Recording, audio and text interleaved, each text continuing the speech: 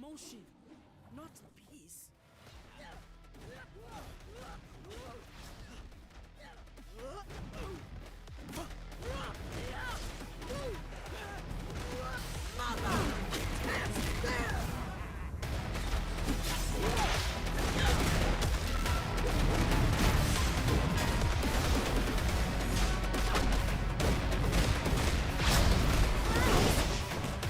To the depths! Find fate!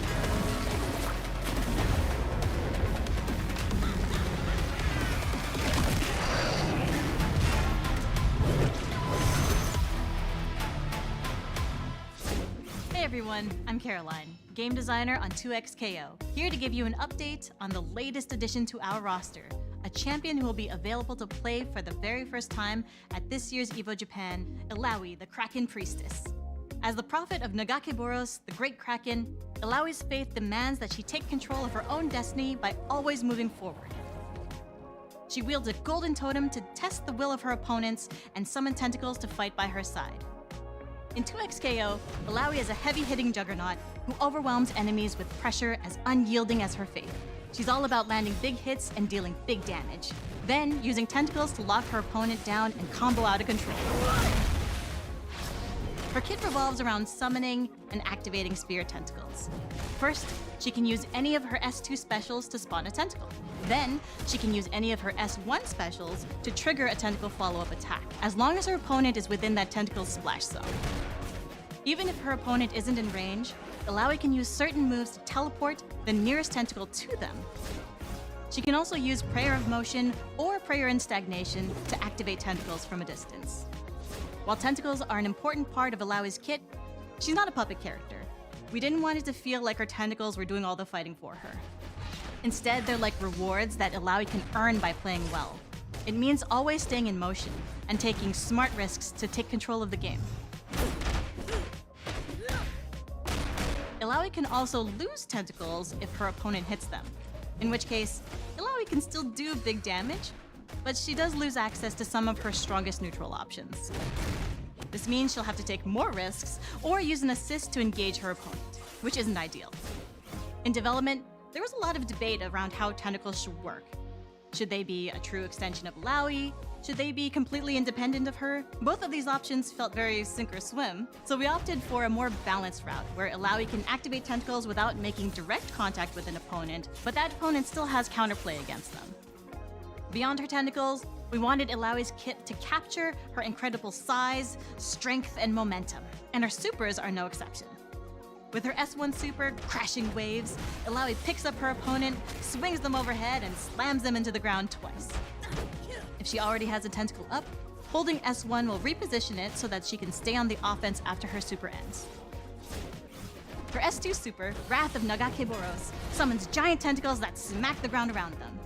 It also turns any tentacles that were already active into giant tentacles and leaves one behind after it ends. It can be an extremely impressive move, but if Illaoi or her duo is hit at any point during the super, her tentacles will disappear, so it's safest to use against an opponent who's knocked down. Finally, Illaoi's ultimate, Test of Spirit, sends her opponent's soul to the depths, where they'll come face to face with Nagakeboros. We love the idea of Illaoi smacking the spirit out of her opponent and beating it up as an homage to her kid in League. Test of Spirit is a mid-range move with super fast startup, which makes it great for ending combos, as a whiff punish, or for hitting an assist that's far away. It's also invincible on startup, making it a powerful reversal.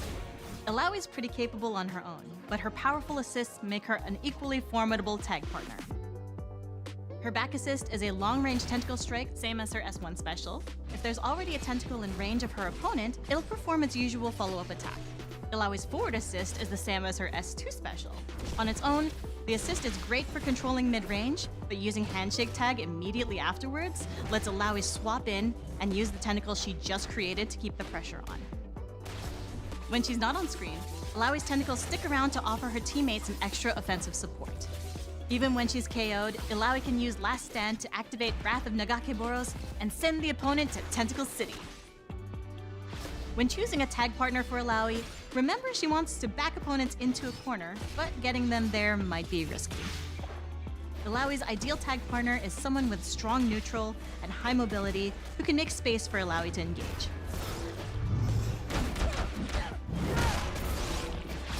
Ari is a prime example. Her speed and long range allow her to catch opponents that Illaoi can't always pin down. Her assists also help Illaoi extend combos or convert a defensive tag into big damage. Again, Illaoi will be available to play at this year's Evo Japan, along with Ekko, Ari, Darius, and Yasuo. If you're attending, try her out with or against your friends and let us know what you think.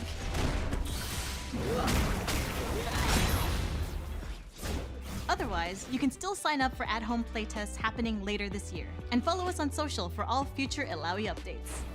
Thanks for watching, and see you next time.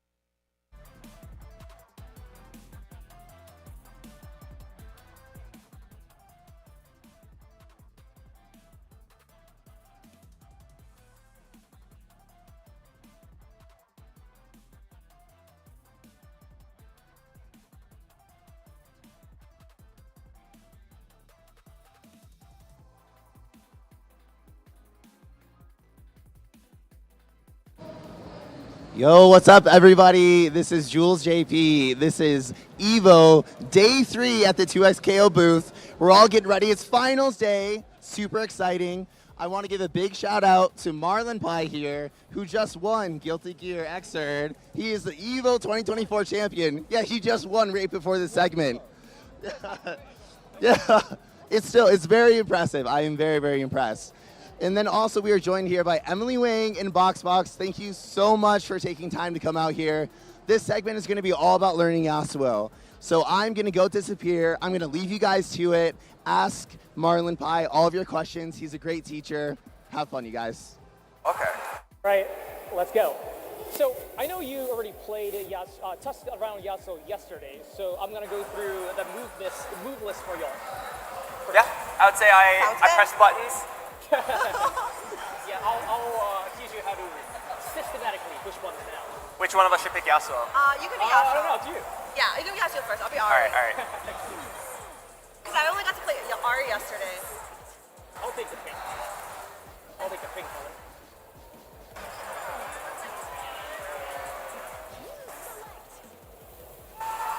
Okay. Oh, sorry. Have you gotten any expo on the fuses? People just told me to pick Pulse because it's Yeah, easy. I recommend Pulse first. Pulse is like a auto combo fuse. So like say you like mash on L button, it will do an automatic combo for you. But it's not like very long combo. It's gonna give you like a starter combo. Okay. So for beginners, I recommend Pulse. But Sure. Yeah, okay. Okay. Any stage?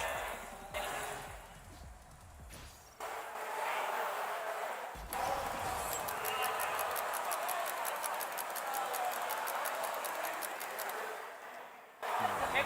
And in this screen, you can skip the instance by holding S1 and S2 together.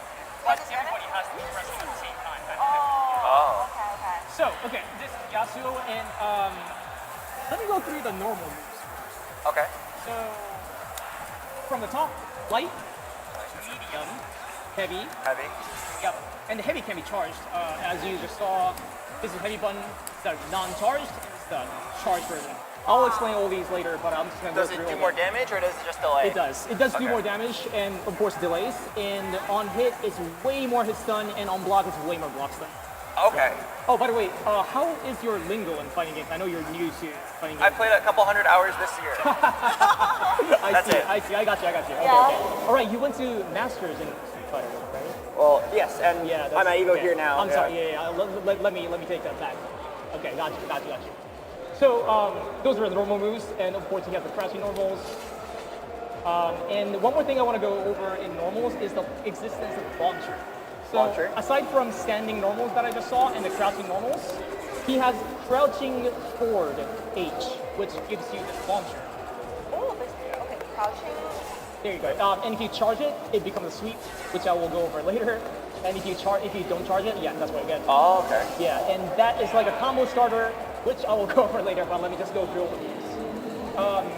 So those are the normal moves, and down here, there's S1 and there's S2.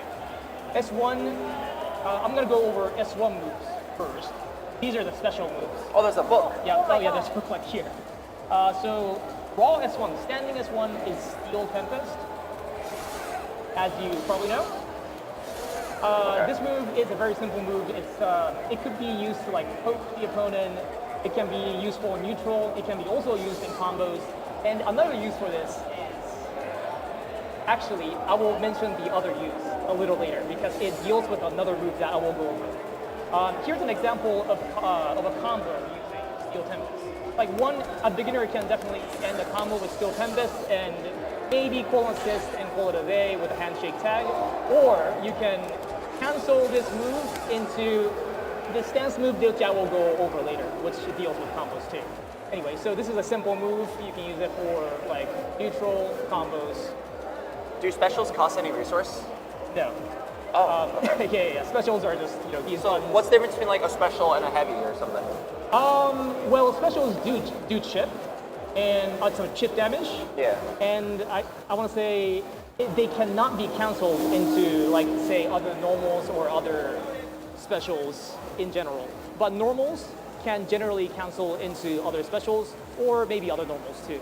So Can you show me what like canceling into a special means? Absolutely, yeah.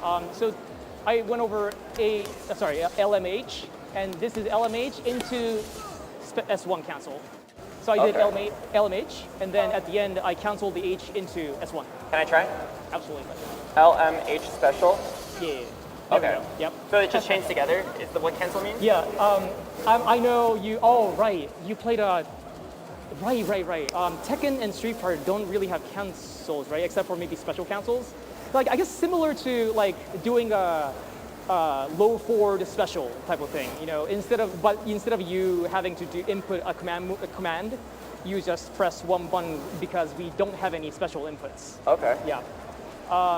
So you can consider this as like a Hadouken in Street Fighter or something. Okay. A basic special move. Press like special moves. Yeah, that's like like a combo. a basic flow of a combo. Yeah. And speaking of basic combos, let me go over the forward S1, which is also used in basic combos. So let me do LMH, forward S1. This is sweeping blade, and it has multiple follow-ups. If I do forward S1, S1, S1, Yasuo just slashes 3 times, also known as Rekka, and you get a knockdown at the end. You can also cancel this into super for big damage, or you can cancel this into, or use assist to extend combos, or even if the opponent is blocking, you can call assist and lock down the opponent. Therefore, you can tag into the opponent, tag into your teammate, and continue your pressure with your teammate. Okay. So I recommend this for combos and or block string, as long as you have an assist. Sorry, I didn't go over assist, did I? Are you over? Did anybody go over assists for you? It looks like you summon your teammate to do one attack. That's right. Okay. And we didn't go over this move, but this is a tag button. And if you do forward tag,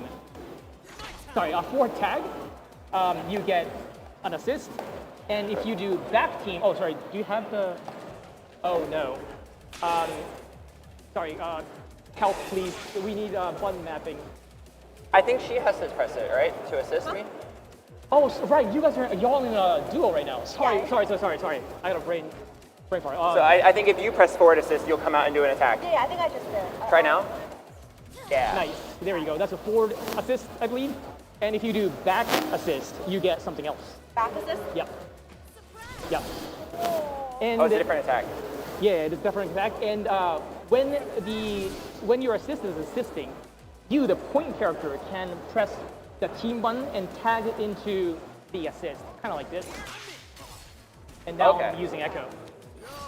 Also, you can hold down on the tag button to raw tag. So if you want to change characters like that, you can too. One thing you gotta watch out for is you can't be holding any direction while you're raw tagging, so watch out. Oh, you can't block. That's right, yeah, that's right. And when you're tagging, you're just tagging. Anyhow, so I was just going over Ford S1, which is Steel Tempest, and it has another follow-up besides S1, S1, S1. This is Skybound Blade, Ford S1 into S2. This launches the opponent, and the special feature about this special is that you can cancel this special into aerial specials. I will go into combos later, but if I do this move, I can continue. Like, you can consider this like a launcher, and you can continue your combo, which I'll go over later. Okay. Yeah. So you do forward S1 and then S2? That's right, and this is like extremely unsafe on block, so I highly recommend this doing only on hit. So if you have a hit confirm going, you should absolutely go into S1. I mean, sorry, S2. It's forward S1, S2, and continue your combo. What kind of moves are hit confirmed? Yeah. Okay, that's right. Sorry, thanks. Yeah, hit confirm can be within your normals. Like, for example, when you're doing LMH, around like, you know, if from when I hit you with pressing L, I had a lot of time to confirm that it's a hit, so I'm just gonna easily go into forward S1 into S2. But if I see you blocked, I will probably go into forward S1 and keep doing S1 and call assist because you're blocking. Because forward S1 into S2 is extremely unsafe on block. Okay. Yeah. So, you know, on block, you might want to do S1s, but on hit, you might want to do S2 for the follow-up. Okay, I get it. Cool. Yeah, and this is the sweeping blade. It's great for blocking opponent or in combos. And let me go into the aerial counterpart of sweeping blade. This is called Gale Blade. You can consider this move as like a combo ender, maybe extender in some cases. But this is I'm going to use a launch. I'm going to use that forward S1 into S2 into Gale Blade combo finisher. Here's how it looks like.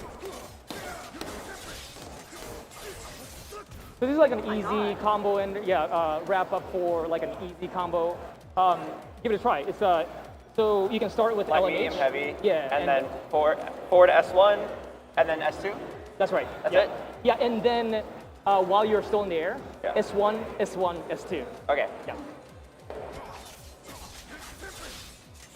Oh, that's S2. Ah, okay, let me try again.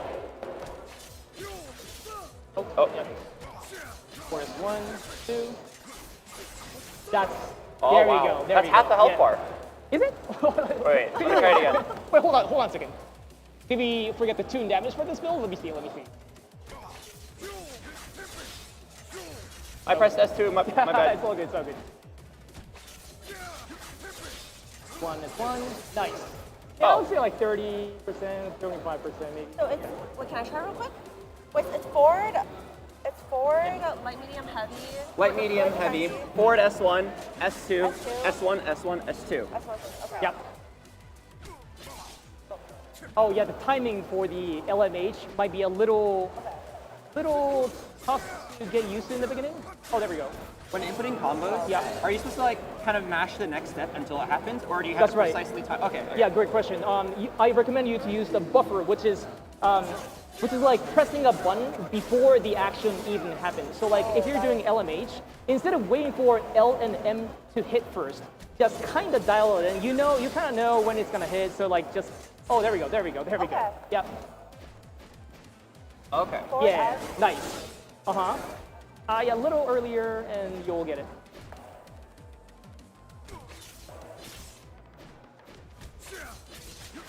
Good timing. It's forward, S1, S1, S2, S2. That's right, yeah. Forward S1, S2, then S1, S1, S2. Okay, Yeah. okay. You're only holding forward for one of the inputs. Okay.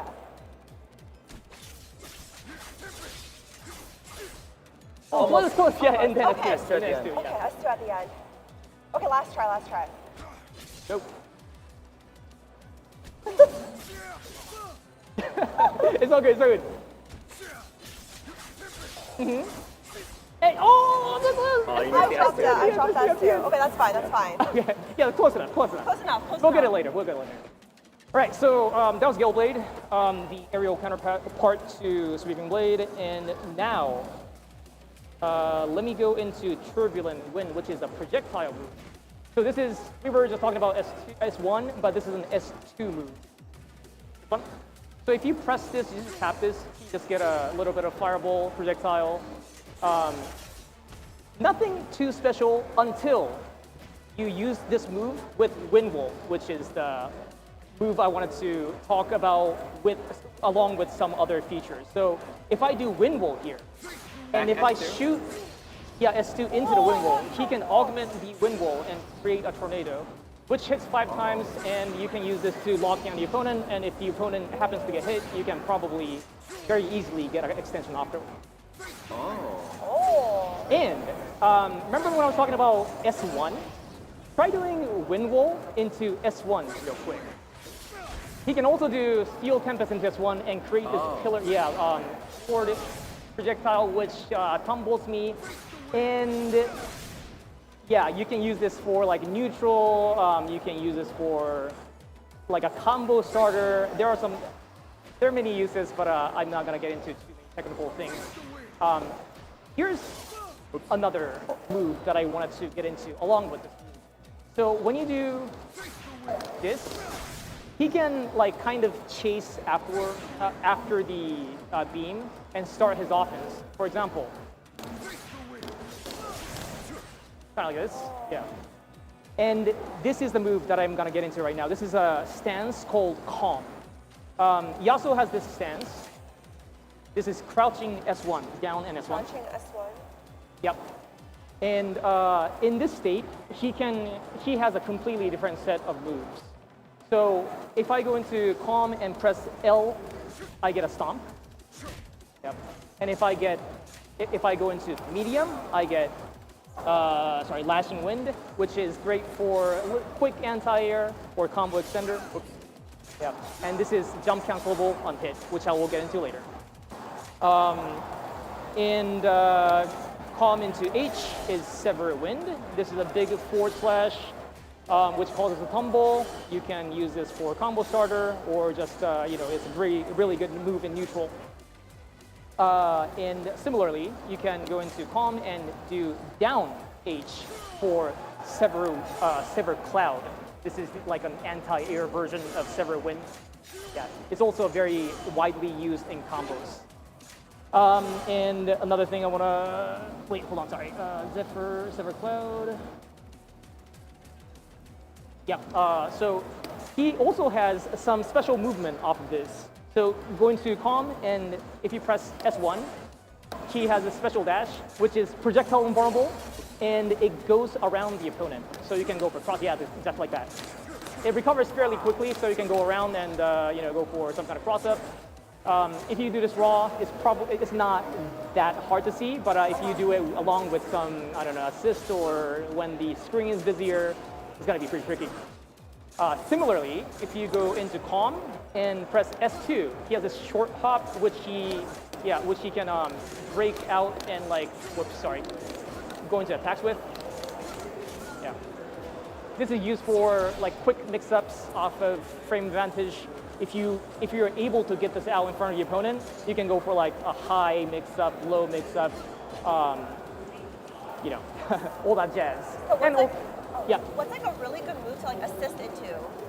Oh, really good move to use with an assist. Huh? Really good move to use with an assist. Yeah. Yeah, that would be forward S1. If you do like forward S1 and use assist, you can on hit, you can use this for combo extension, and on block, can you try blocking this real quick? You can tag and continue pressure with your teammate. So I highly recommend using forward S1 along with the assist, yeah.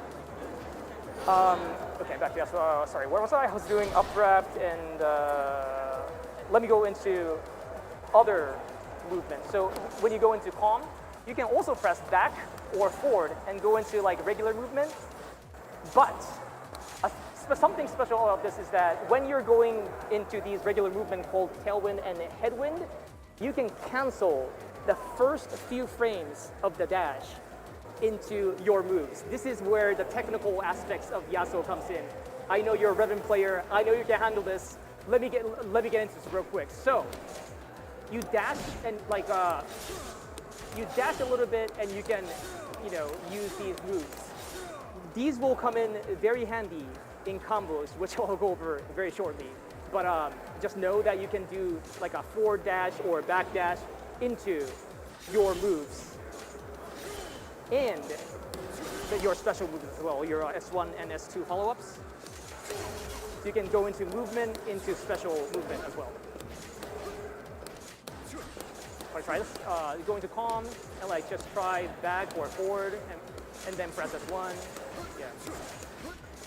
This gives Yasuo a pretty tricky movement, and I think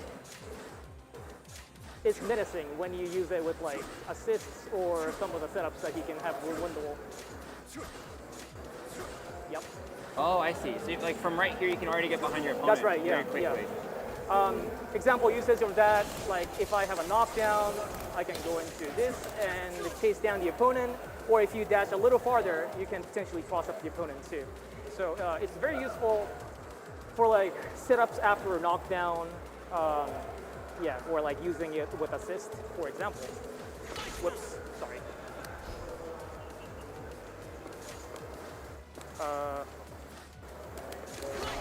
Sorry. I'm trying to get around and call assist. That would be a cross up, and you can combo afterwards with Yasuo.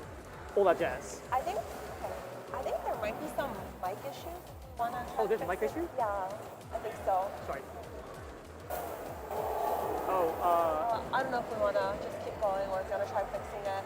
Oh, sorry. There's a technical mic issue. It seems like. Very sorry. Can we try to attend this, or is it sounding fine? Was I bumping into the mic too much? Yeah, a lot of them are saying there's mic issues. Yeah. Gotcha. Okay. All right. Sorry, Julian. Apparently there's a mic issue. I'm not sure what exactly it is. I might be bumping into the mic, or I might be low. Yeah, we'll fix it on our end. We'll fix it as you guys keep Gotcha, okay. Gotcha, thanks. Okay, we'll move on. Sorry for the mic issue. We're gonna fix it soon. So let me get ahead. So we are done with Calm, the stance moves. And let me go into some of these supers. Actually, there's this ankle cut. This is nothing too special, but this is something that we tried earlier. This is the unique normal that Yasuo has, which is a charged launcher. Not all characters have a charged launcher, so it's considered a unique move like this in for Yasuo's kit. So that's the end of Yasuo's specials. Let me go into supers. So down dance 1. This is called Stormbreaker. Whoops. This is super. The special thing about this is that he is projectile invincible, and this super is pretty fast. So if you call something out, you can kind of snipe the opponent with it, or you can use it as a combo ender. Here's an example. Forward S1, S1, S1, down, S1. Wow. You want to try this? This is ABC, L and H. Forward S1, S1, S1. Oh, yeah, forward S1, S1, S1 is like pretty slow, so you can, like this. And then at the very end, right after the third hit hits, you can go into down, S1. Actually, let's try it first. Okay, so light, medium, heavy. Yeah. That's right, except for you gotta cancel into super fairly early on the third hit, yeah.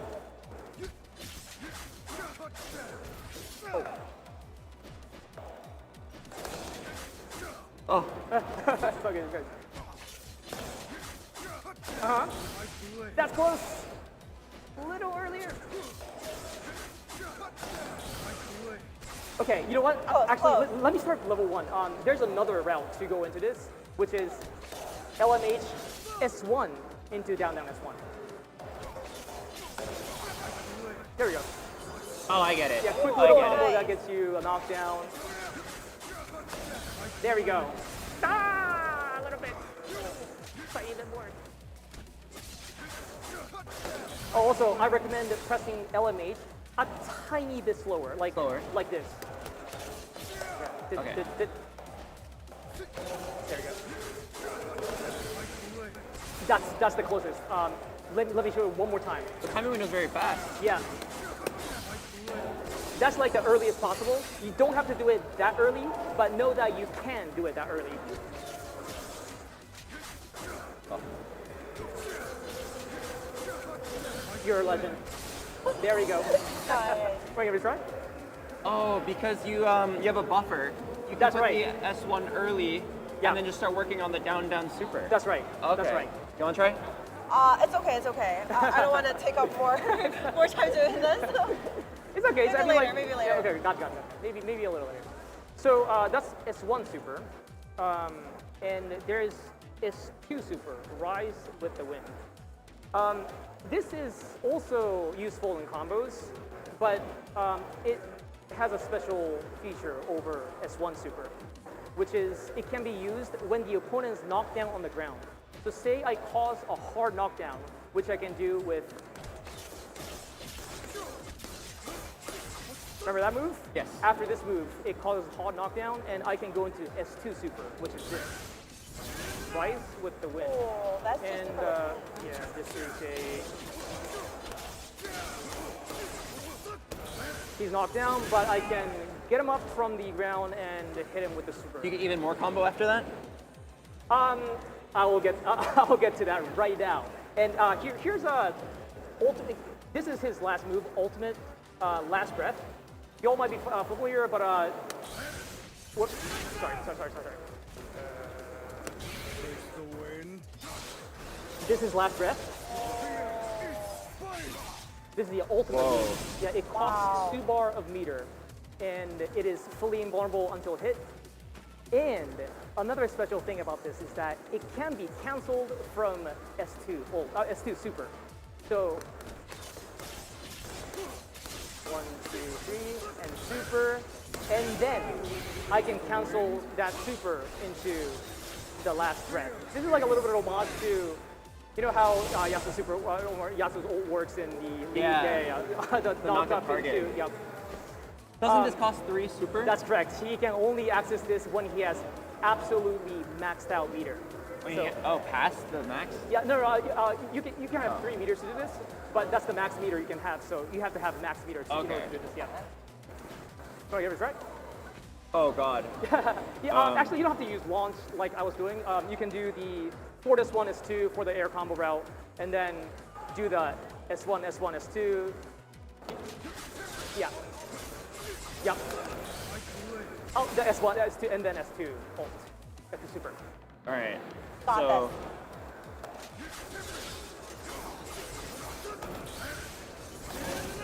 That's right. Oh, sorry. And the way to do this one, the follow-up, is up and S1, S2. Very sorry, I didn't tell you that. Yeah, up and S1, S2 after you're doing. And this is because, sorry, it had to be up because if you do down, it kind of clashes with like some other inputs that we have with fuses. So yeah. I get it. Yeah. Okay, so my bad. It's okay. It's okay. S2, and then up S1, S2. There we go. And I call that Oh like my god, I'm surprised you didn't do that on P2 side so fast. that is true. Oh my god. Camera- It's 50%. I guess for all 3 of your super, it should be. Yeah, and it is like if you start your combo from L, the combo scales a lot. So if you say you start your combo from medium and then go into this, you'll probably see a little more than half. Oh. Yeah. Could you explain this combo scaling? Yeah, combo scaling. If you start from medium or H, Wow. So a little more than half health, I guess. If you start your combos from L's, your combos scale to. I'm sorry, I don't know the. I'm not. I can't remember the exact number, but it scales to a certain percentage, maybe 70%, 80%. So a heavy would be the strongest if you could start a combo? You're right. If you can start a combo with medium or heavy, that'll be like no scaling, no added scaling in the beginning, so you can enjoy your raw damage. So it rewards you for starting your combo with a harder to hit move. That's right. Yeah. Okay. So if you have like a punish situation, like if the opponent whips a DP, you should not start your combo with L because it scales. You know it's gonna hit. You know it's gonna be a punish. You know it's gonna be a hit. So you should use like medium to start your combo. Okay. Yep. I see. So earlier you said like the S2 is very unsafe on block. Wait. Oh, sorry. S2 is pretty safe on block, I would say. There was a this, slash. though, Yeah. This is very unsafe. Oh, that's the charged. Sorry, I didn't go over that, did I? That's the charged 4S1. Charged sweeping blade. This is a charged version of this move, and it is a crosser. Oh. Yeah. Okay, so if you use a very unsafe move, then you punish with a heavy and then begin your combo. Yeah. So you're right. If the opponent uses something very punishable, unsafe move, and if you recognize that, you should start your combo with medium. Okay, and Yeah. lights are more for when you're in the neutral and you just want to land something at all. Right. Like if you want to start a combo with a light, like I would. It's probably got to be like a mix-up situation because, say, crouching light is a low move, and it's like a common mix-up starter, so you may have gotten like a low hit, so your combo's gonna scale by 80%, and maybe you used it as a mash out when the opponent's like trying to block, pressure you, so you can interrupt your opponent's pressure with light and then go into combo, but it's gonna scale like a few percentage. Okay. Yeah. I have a big question. So you explained to me all the attacks. How does blocking work? How does blocking? Great question. A lot of fighting game players don't ask that. So blocking, in general, or like blocking Yasuo? Like, if I'm standing, am I blocking, or do I have to be walking backwards? Yeah, if the opponent is doing an attack though, when you walk backwards, you stop and start the block. Check this out. So press block. Oh, sorry. See how Yasuo, like if a move is present on screen, your back walk becomes a block. Try walking back. Whoops.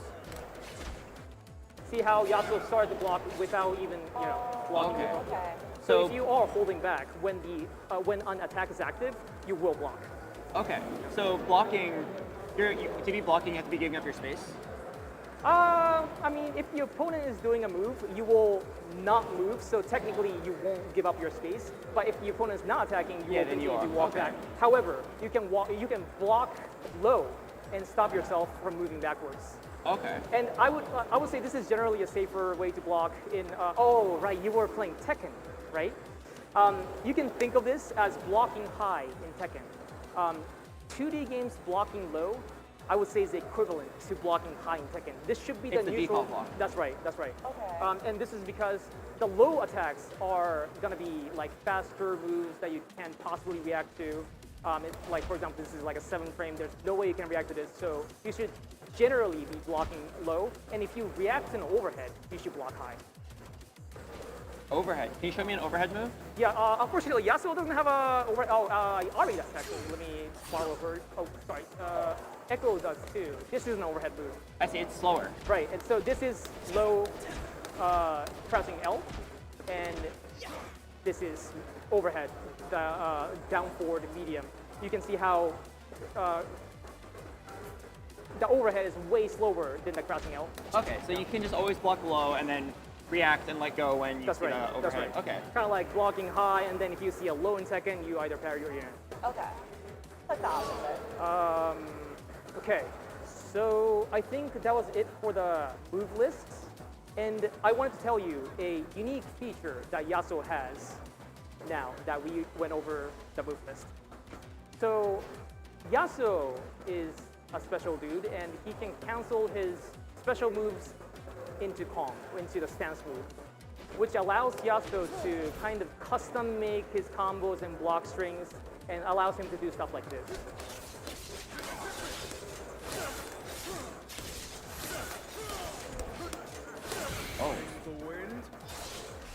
Oh, a Yes. hold stuff on. like yeah. So what I'm doing is because Yasuo can cancel basically any of his specials into calm, the stance. He can like say you did this move, whoops. But you know you didn't want to go into the next follow up, and you can cancel into stance. Okay. Or you can do this move and you can cancel into stance. Or you can do this move and on hit you can cancel into stance.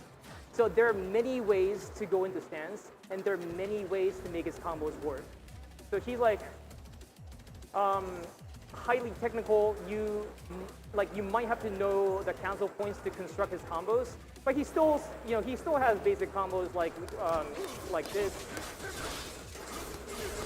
So after you get comfortable with the starter intermediate combos, then you can start messing around with the stance routes and expand your combos. You want to try a few? Oh gosh. I still have a few more questions. Of course. The first one is, are there grabs? There are. Oh yeah, I there wanted are. to know Yes. too. Medium and heavy. Yeah. Oh. Yeah. Press medium, heavy at the same time. If you don't press anything, or if you're holding forward, you can throw forward. And if you're holding back and press the medium heavy, you can throw it backwards. Yep. Okay. How do you block a grab? Actually, the very first attempt, you broke my grab, and that was done by just grabbing when the opponent is grabbing. So just press the throw button when you. Yep. Oh. Okay. I'm gonna jump, and then after I land, I will immediately grab. Try Okay. breaking that with a grab. There we go. Yeah. How long do you have to break this grab? I believe this switched around across builds, but I believe right now is 6 frames. Oh, it's very quick. So you have to Yeah. predict it. How many Yeah, frames? sorry, maybe Six. it may be 8 frames. Yes, 6 frames. Yeah, some games, they're like in 2D games, there are like a wide range of breakable frames. Like maybe some games have it until like 2-digit numbers, but if you do it after 2-digit numbers, it becomes like a late tech. And some games only give you like a single to 2 frames to take a grab. You know, it's everywhere. But in this game, you have like I believe you have 6 to 8 frames to tech. Sorry, it can't be exact here, but somewhere around there. So blocking a grab is more of a prediction than a reaction? Yeah, I would say so. I mean, like, to very seasoned eyes, I want to say they can react to it, but it is true. It is possible for the thrower to kind of like fake that in. Like, you can try to make something look like a grab. Like, for example, if I'm trying to grab you, I'll probably do like a dash into a grab from this distance. But if I do like dash into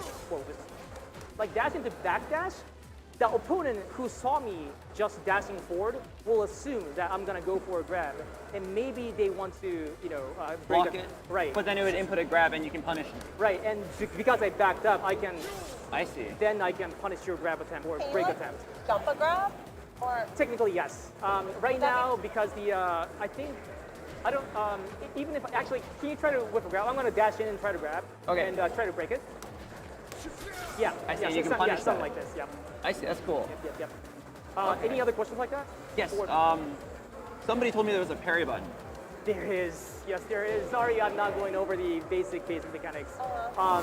There is. And that's done by L and H at the same time. L and H. Sorry, might be a little difficult to press with these 2 fingers, but this is high parry and this is low parry. To do low parry, you can do down and L and H. What happens when you parry? So try doing, actually I'm gonna do a jumping H. Okay. And when you think that H is gonna hit, try doing parry. By the way, the timing is pretty strict, so try to like time it. You have to try too hard. Okay. Yeah. Nice. There you go. Yeah. That's what happens, and if that's successful, I'm basically defenseless, and you can combo to your content. I can like do a heavy and just... Yes, you can. Yes, you can. Oh. But the combo itself is going to be scaled after a parry. So it's not like you can enjoy the no scaling of the medium starter or H starter, but it's still going to be... Get a weaker combo. Yeah, you get a Okay, weaker combo, that makes but sense. yeah, I still recommend starting with like medium or H, but yeah. Okay, awesome. Thank you for explaining that. Absolutely. The basic mechanics. So we just went over... Oh, should I go... Let me go over dashes too. Sure. So in this game, you have 2 ways to dash. One way is a standard way, you know, forward, forward, back, back, back, gets a back dash and forward dash. And also, you can do medium, light and medium at the same time to do a dash too. Oh. Additionally, Oh, if you wow. hold the dash, you start to run as you're doing right now. Wow. Same thing with backdash, but you can run backwards. So Oh, wow. It's strange that like 2 attack buttons are a dash. Yeah. yeah, you know, like some games do have mechanics like this, but it is kind of weird if you haven't played a game with dashing buttons. Like you know, notably Marvel series have like dash buttons or dash macro. Oh yeah, there's also a dash macro as well. We have to go over. I'm not sure if you have it here, but let me check. Yeah, you do. So this is a dash macro. If you don't want to use these 2 buttons to dash, forward, forward, forward, back, There's a back, shortcut, right? yeah, you can use this macro to dash too. Okay. Yep. And another feature about the dashing is when you dash, you can't cancel a dash into another dash. You'll get like a run instead. But if you press down at any point of your first original dash, you can then cancel that dash into another dash. This is how it looks like. Oh, whoa. Oh. Wait. So wait, back up and do it. I want to see what that looks like. Oh. Wow, it's like you're wave dashing across the screen. Yeah, check it. This is a wave dash. Yep. It's slightly faster than run. So there are some uses. You know, if you're fiending for speed, for example, if you're absolutely in need of speed, I might have to recommend you wave dashing. But for other purpose, you know, in general gameplay, I think the run is gonna be sufficient in most cases. So in most cases, you can just run, and if you start getting used to it, if you need more speed, you can start to check out that wave dashing. Okay. Yep. And this All is right. yeah. That's really I have a cool. question. Let's go. What's the highest damage Yasuo combo without assist? That is a very good question. I might have to get some help from the Gap team because they've been going pretty crazy on Yasuo combos. But I can give you like a I guess starter advanced combo. That, Sure. Yeah. Here's how it looks like. So I'm gonna start this with just a regular medium attack. So medium H.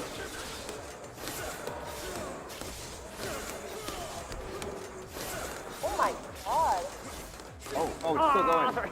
Well, you said flying across the entire screen. And he said this was like a beginner combo. No, this is like an advanced. Advanced Yeah, combo. this is pretty advanced. He uses the wall. Yeah, he uses everything in this combo. Oh, and then my. there's the other one. Yeah, I could have gone into this ult, but that takes so much time. Wow, that would have been like 70% of my health bar. And that's not even the hardest yeah. one. Wait. Right. There are some harder ones that I probably can't Okay, how about consistently do. So yeah, I'm not going to try. But do you want to check? Do you want to try this? I know you're a Ribbon player. Sure, I'll try it. Why not? you could do it. Okay, So, you medium want the heavy. rotation? Yeah, medium heavy. And the starter is basically the same. You go into the forward S1, S2. Oh, sorry. So it'd be, Oh, yeah. yeah, like- and then S2 follow up. Yeah, and after this, instead of just S1, charge that S1. Charge. And then he does a smooth. This is like a charged version of this move. So try going into the air and holding S1. Yep. Okay, so it looks like.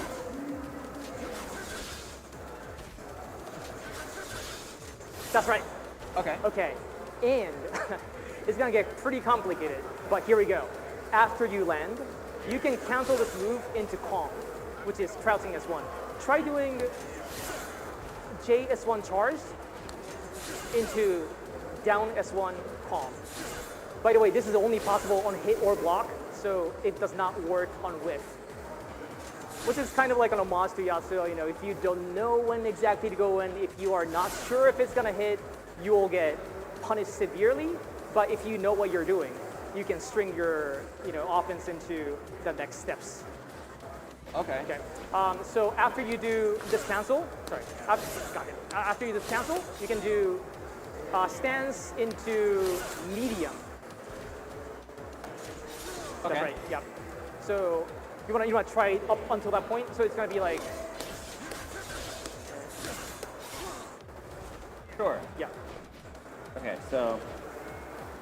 medium heavy, forward S1, S2, do this, cancel, and then. Ooh, okay. Oh, that's so close. You already have the presence of mind to go into the crouching S1 right after that hit. So very good sign. Okay. A little earlier on that, and you'll get it. Slightly earlier, but that's basically it. Oh yeah, I get Very it. fast learning. I get it.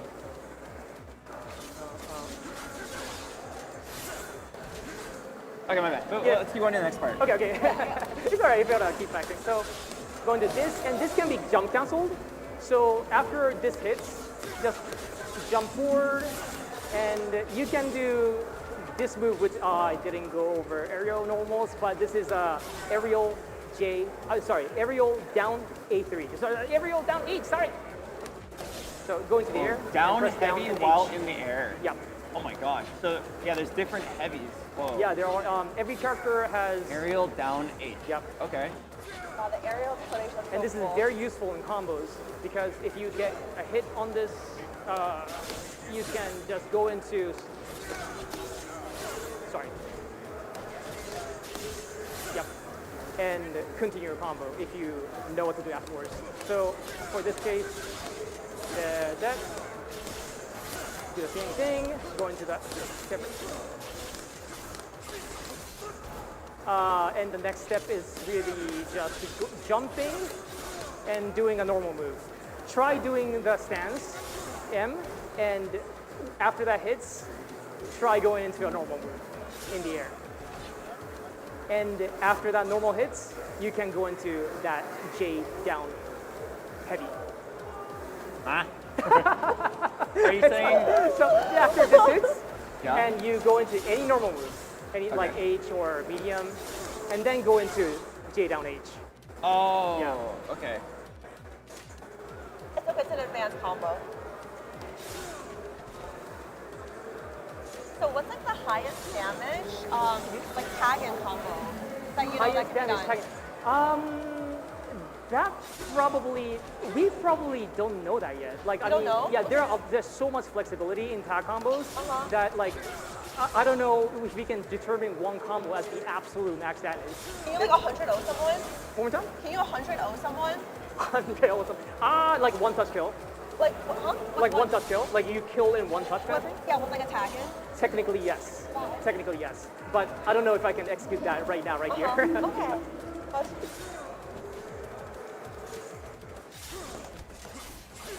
Right. You're trying to just practice that little part, this part. Yeah, I did the wrong input. Yeah. That's a great idea. Great idea. Like Okay. it's fine. that I it? actually I recommend using jumping medium or Okay. H. Yeah. Okay, so it looks like. Are you jumping straight up or up forward? Up forward is preferred. Okay, so medium.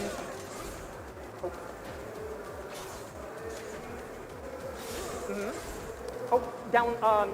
Like say I do this like medium or H.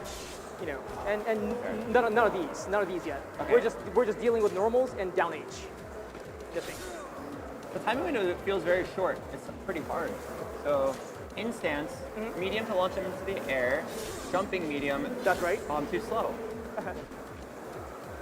Stance. Medium, jumping medium. Yep. Because it's starting from the ground, the opponent does get launched a little lower, so that's why you have to do it. You have to do the follow-up medium relatively early. There we go. There we go. Okay. Then you can go into charge S1. Okay. Yeah, okay. after the down stance. H. That's not it. Oh gosh. Okay. I mean, that still looks really good. Yeah, it's charge. Yeah, just the charge S1. There we go. Yeah. Okay. And then you can do another stance, but I think we're out of time. But I think you did very good for the first time trying Yasuo. That was really cool. Thank you. Yeah. Oh my gosh. Thank you guys so much for coming on. Marlon Pie threw you into the grinder. You guys were champions, picking up stuff super quick. That was super cool to see. I want to say thank you for coming out. We have hats for you guys. Ooh, thank It's a little you. gift. Oh wait, I have one more thing. It's in my pocket. Hold on. And then in honor of Yasuo, we have Yasuo pins for you. Oh my gosh, thank you so much. That's so cute. Yeah, so thank you for coming. And once again, hope you guys are looking forward to 2XKO. Thank you for your time. We're going to go ahead and we're going to shoot it back to commercial break. It's going to be a short little message from our friend Sejam. And we're going to have duo with the devs. Please check back in after the break. Jules JP, over and out. Hey, what's up, everybody? Welcome to Riot Games. I snuck in here. I've been invited to chat with two very lovely people, of course, Tom and Sean, about something very special today. I'm not exactly sure what's happening. They just told me to come in here, you know, hang out, play some video games.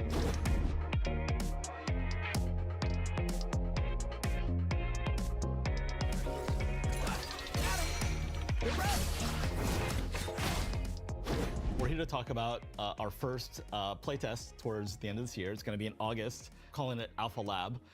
This is the next step in building this game together with players. And so this is going to be a very early version of sort of our first draft of the whole game, not just core gameplay.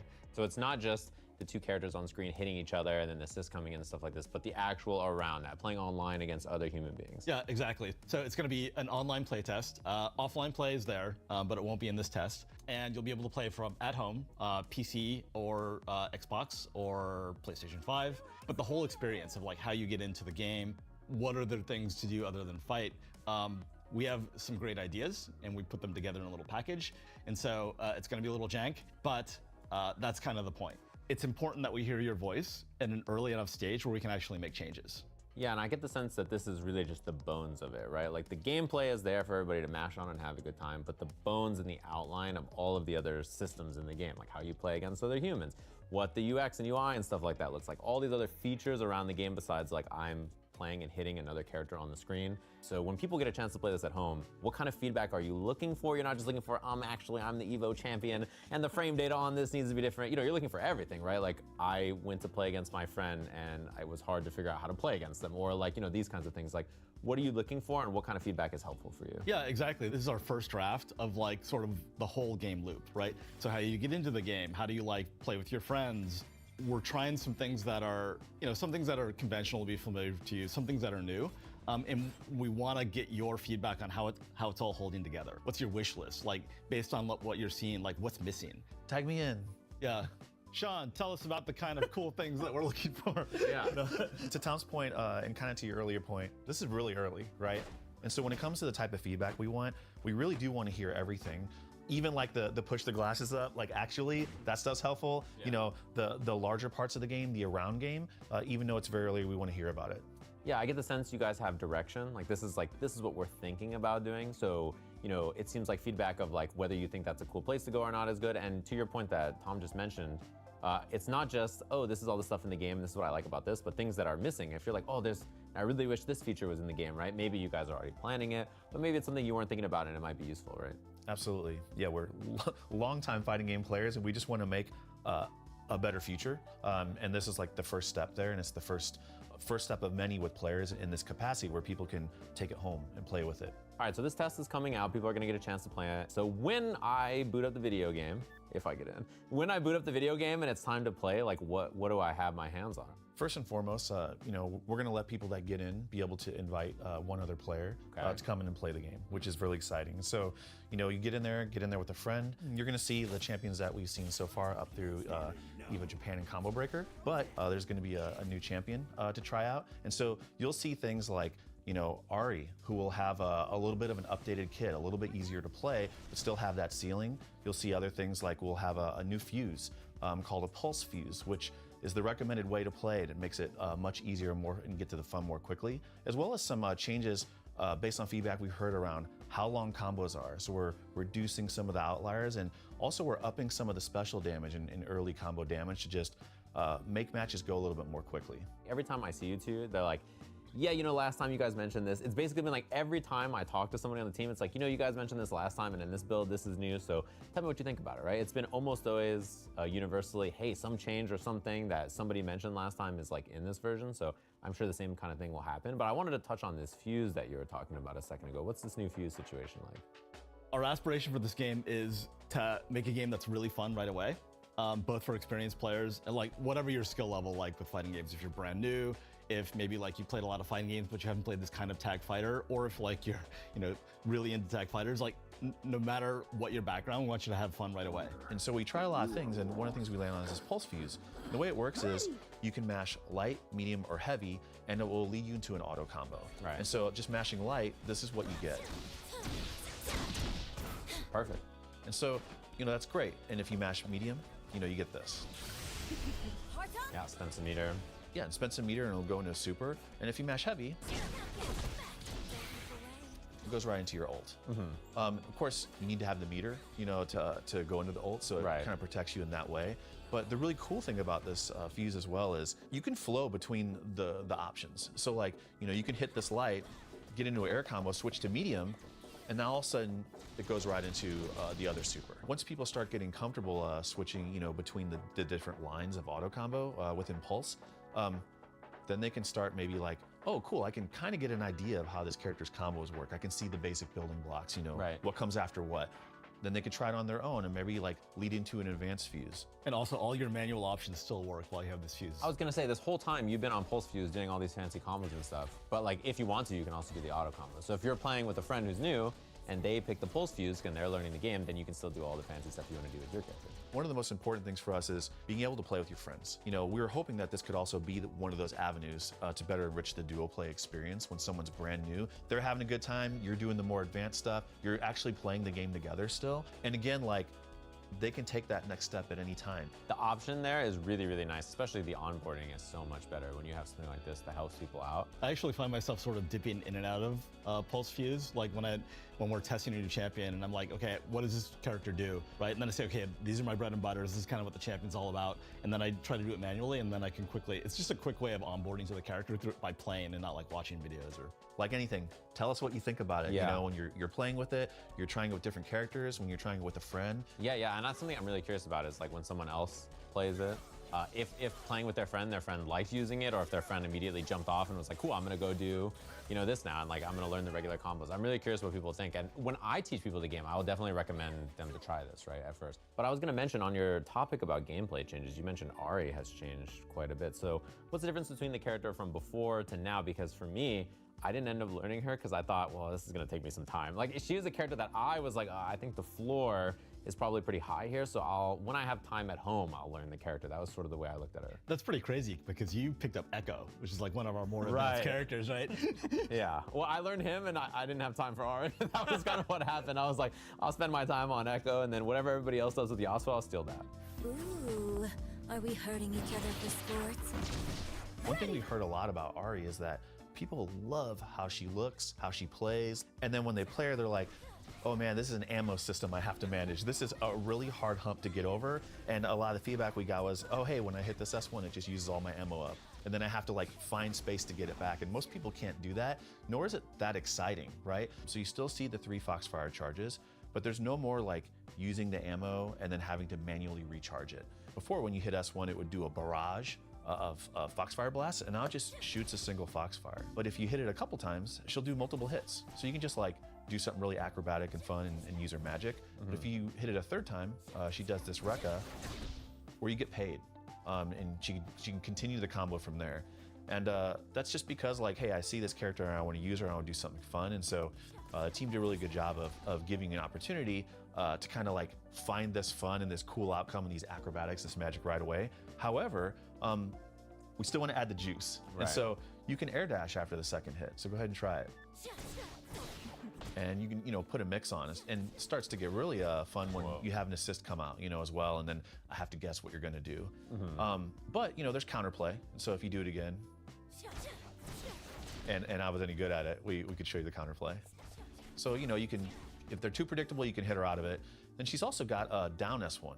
Before, this used to be a bomb that would use all of your charges, but now what it does is it, creates this shot that homes in on you after a delay. Yeah, homed on the air, yeah. And so, it's a little bit slow, but as you'd expect, you can actually do some really cool setups with it. So we'll go ahead and show you one just like quick example here, where if you call the assist and you switch to him, that still hangs out on the screen. Right, And yeah. it's gonna go after you as well. So y'all show us what 6 setups you can do with this thing. Yeah, and I think she's like visually, she's really, really cool, and obviously she's really popular. People like the character a lot, so it makes a lot of sense that people will be picking her up and they're like, oh, cool, she's like so new, I want to play her, she's really awesome, and they try and are like, oh god, I don't know what's happening. So these changes, especially these 2 changes together, seem like you're trying to figure out ways for new players to jump in and then have access to things faster while retaining that kind of skill ceiling for people long term, which I mean, you know, the last champion we saw, Illaoi, obviously, she has like the just frames and all kinds of wild stuff in her tentacles, and I found that she was a really complex champ with a lot of things going on. So yeah, it is cool to see the design side of both of those things.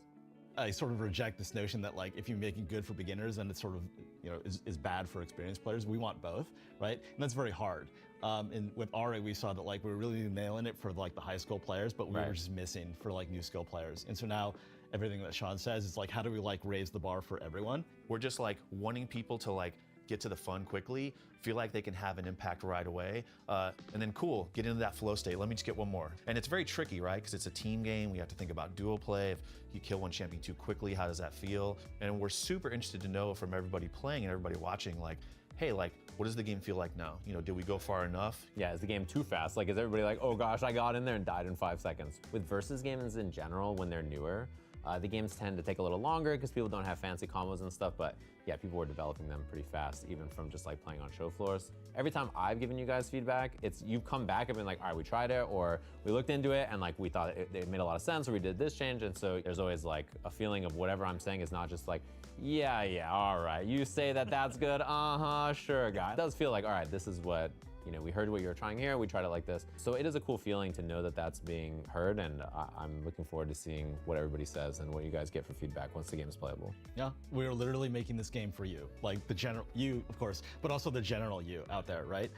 But that's all there is to it, right? Like we're in it to make a game for the FGC that can be something that players enjoy for a really long time. You've been talking a lot about feedback, you know, give everybody feedback. How do you give people feedback? How does that work? Do I just like send you a pigeon, or is there some kind of way that I communicate with Riot Games? I just write Dear Riot like it's Santa, or how does that work? Right, so if you are in the playtest, we'll be sending out surveys, and so please fill out the survey. If you're not in the playtest, we're gonna let folks who are in the test stream, right? You know, we'll be watching social media. We're not just gonna look at the surveys, we're gonna look at sort of the broader conversation that's happening around this video game. The other important thing is thank you everyone who signed up in the past.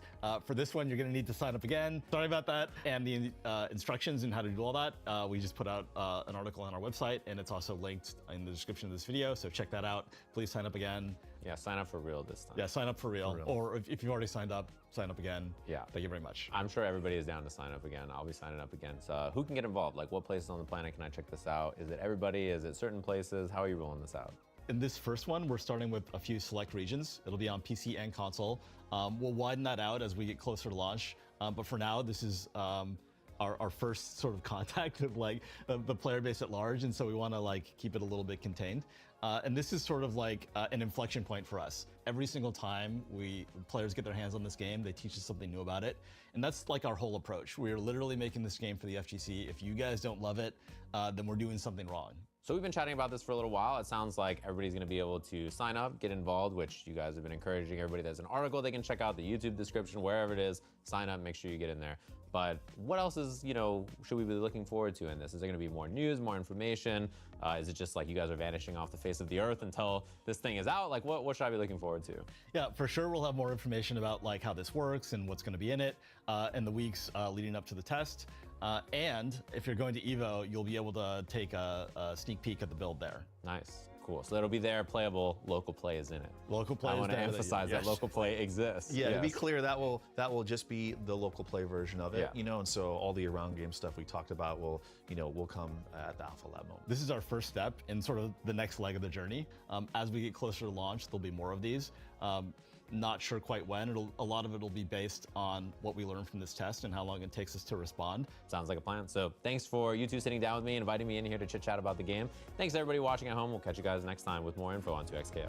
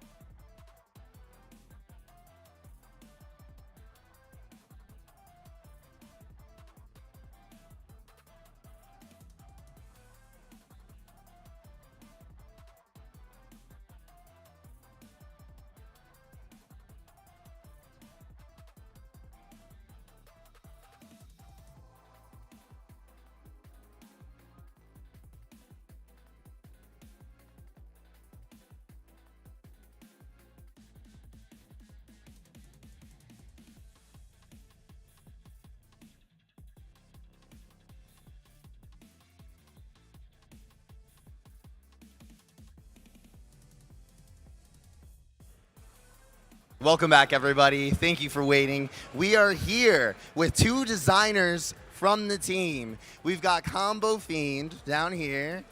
Give it up for Combo Fiend, let's go. And we have James Mace Games over here.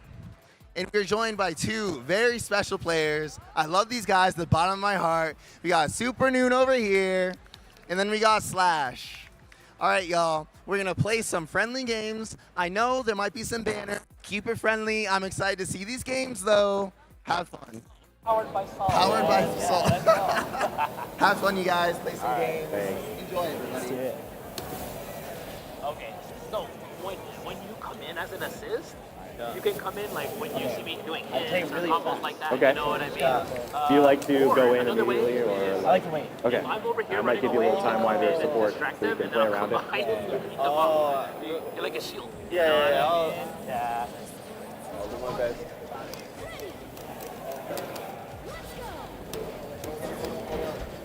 Oh, my buttons. Are your buttons okay? It was over. It was over. Training mode. We're still in training mode. Oh, We're in training mode.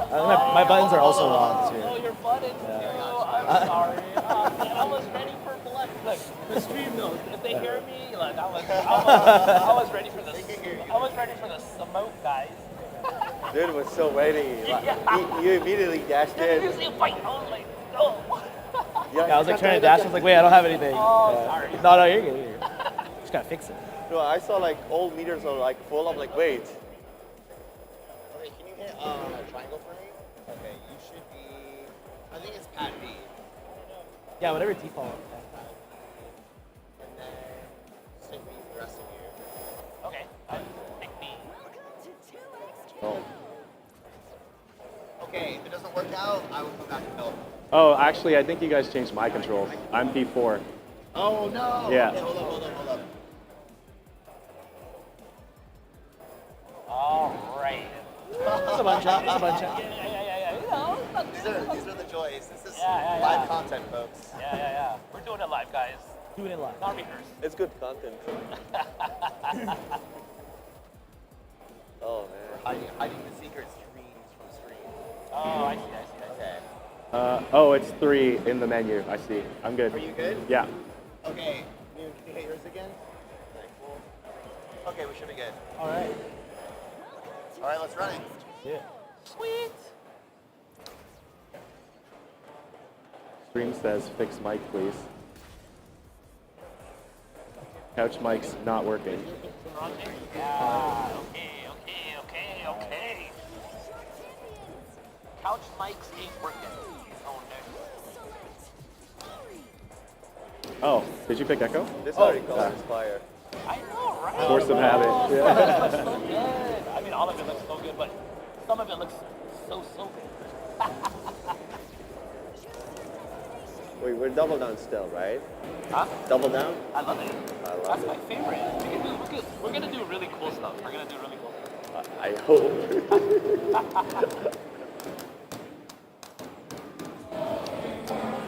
You wanna test your button? No? Good. Okay, let's go.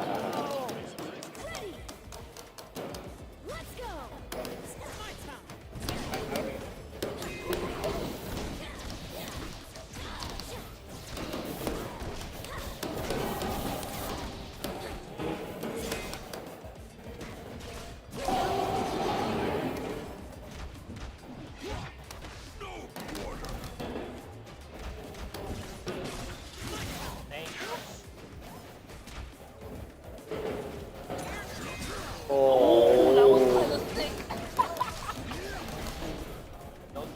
Oh my god, you're doing it. Oh. Get him. I was too late. Oh, shit. Oh, wow. Oh, we got.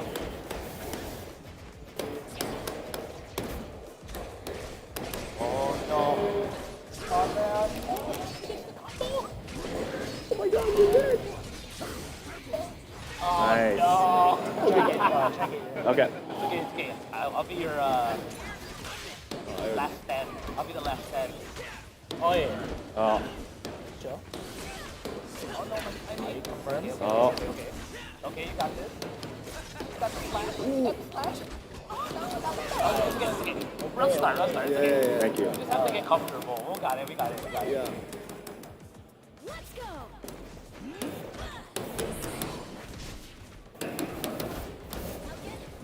Oh wow.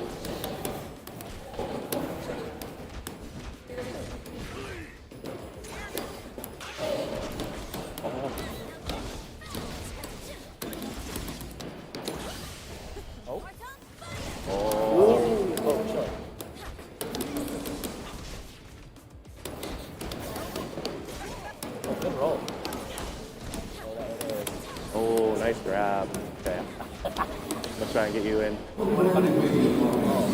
Oh, I wanted to do the.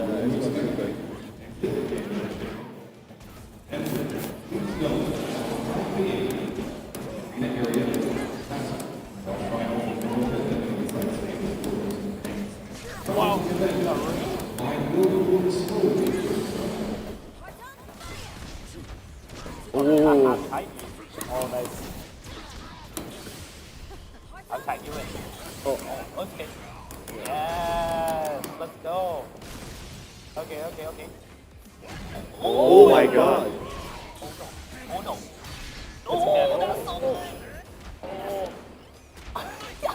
I wanted to keep my mouth before. Oh. Got him. Hell yeah. Alright. I clutched this. Yeah, don't like this. Charge. Oh. Nice. Okay. Let's go. Oh wow.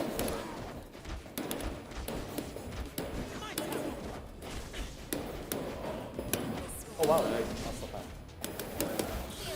Oh what? Oh. Why did you do that? Okay, fine. Oh. Let's go. Wow. Yeah. That's cheap. So cheap. Yeah.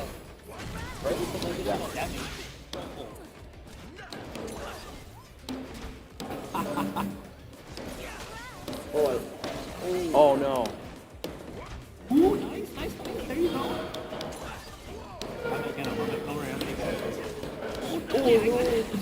I'm taking the damage. Oh, save me. Nice. Oh, there.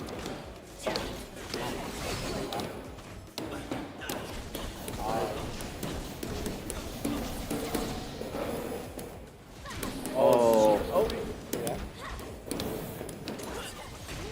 Nice. Oh, nice. Sorry. Okay, almost fine. Get on. Safe. Ooh. Oh, that fight was nasty.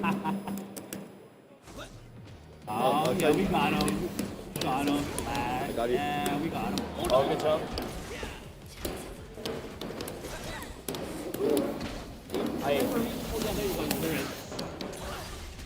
Oh, get out of here. Let's go. Oh,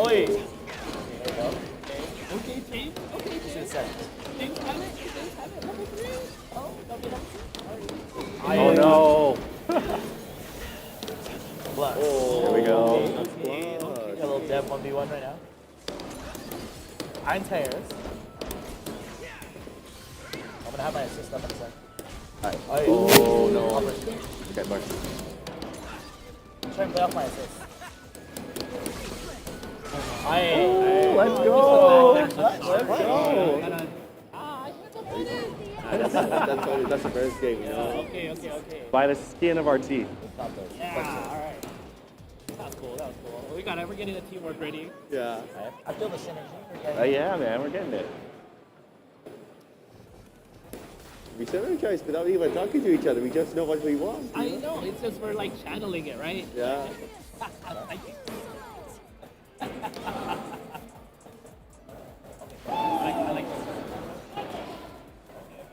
Yeah, so when you do the, when you want to save me, the S1, the waves, that's the way to go. So good.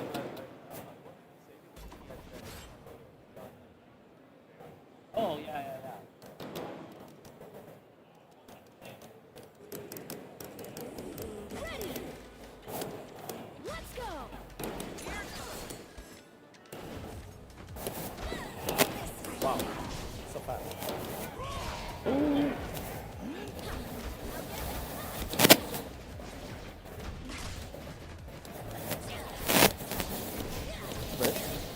First? Yeah.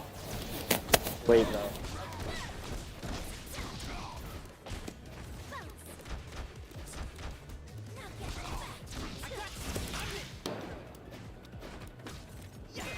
Oh, he absorbed. Oh. I could actually.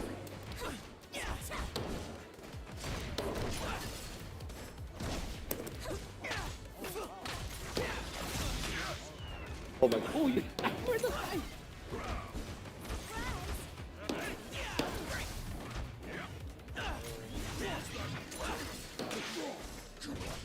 Nice. Ooh, a little early on carry, but good. Oh, down.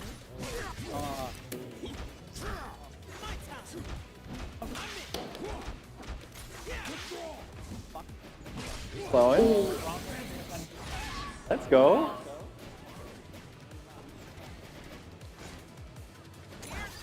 Stuff it. Oh, I wanted to dash block. It's okay, it's okay, it's okay. I like that handshake sequence. Okay, confirmed. Okay.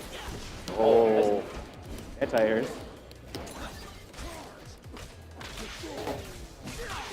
Oh. Okay, the synergy. That was my age. That was my There we age. go. Again, we're flowing. Flowing. I'm borrowing.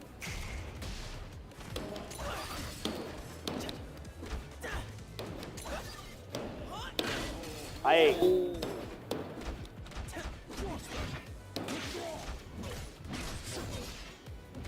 Aye. Oh, damn. Okay.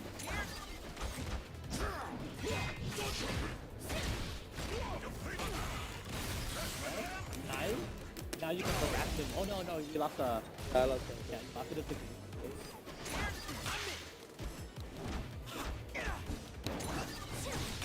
Oh wow. Oh wow. Oh, he Oh, baited good bait. it. Oh, we're good though. No combo. Oh, he baited me again. No. So disrespectful.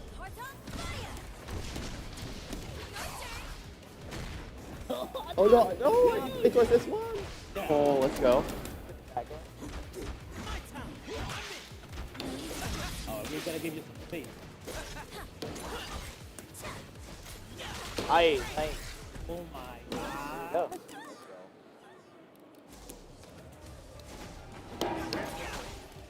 Oh. All good.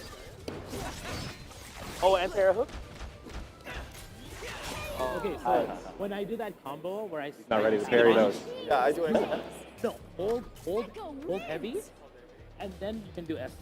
So you have to hold it so you get more hits done, and then you can hit the S2.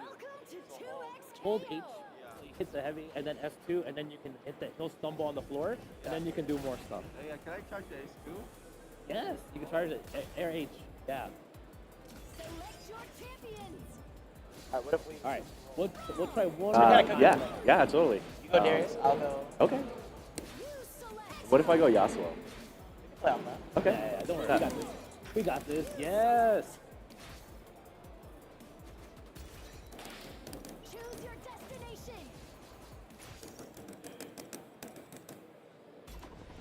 Okay. So fast. Huh? Yasuo Ekko is. Oh, yeah. Actually, you want to switch order real quick? Are we hurting each other for sport? Ready. Let's go. Oh, that's efficient.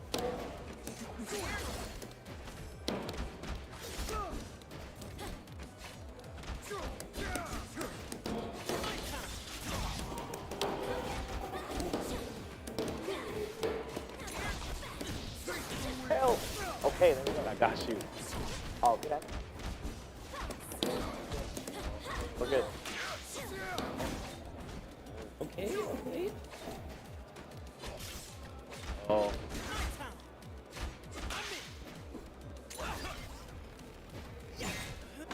Ooh. Okay. Oh, no problem. Okay, he's blocking. I got him blocking. Okay. Nice. Boy. Oh, the end. Like that Albert's throw nice. game. Oh.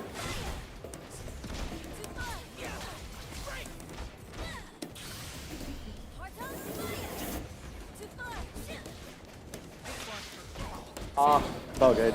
Yeah, no need. for sure.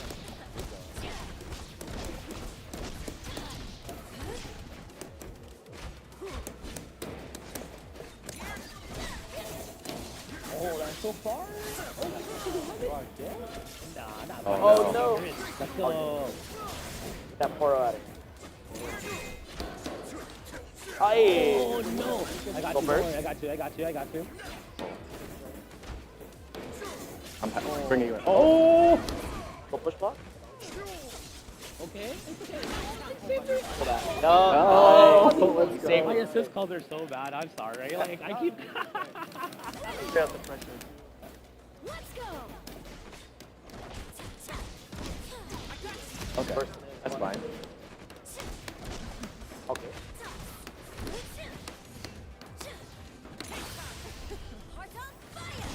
Ow. Oh.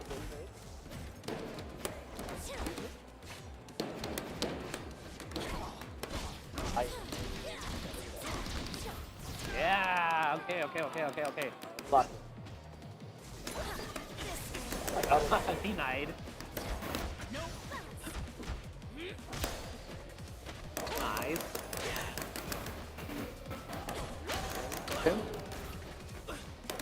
Okay, my bad. Your turn. Yes, super, yes. Okay, there we go. I'll let you get him. Yeah. Oh, my back dash. Okay. Yes. Okay. There we go.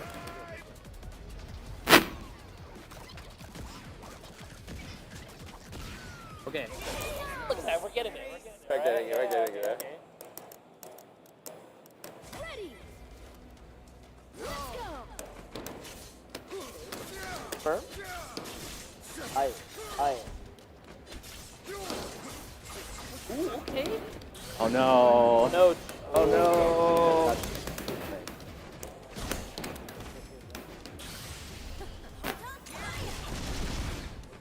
I got your boat. Oh, no.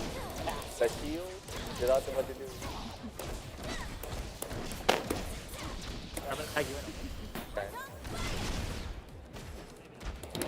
Oh, I tried push block there. Nice dagger, Peter.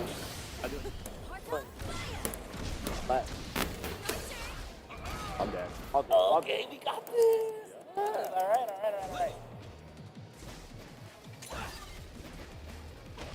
Oh, okay. Oh.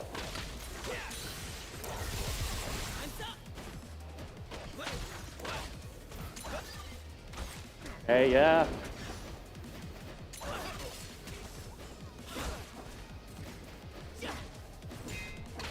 Ooh.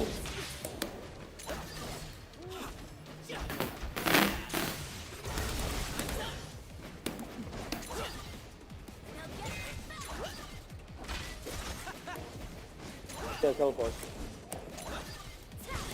Hi. No.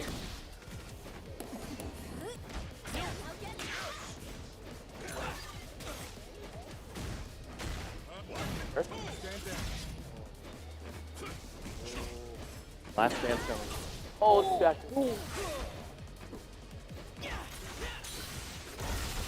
Oh, you should Barry? Oh.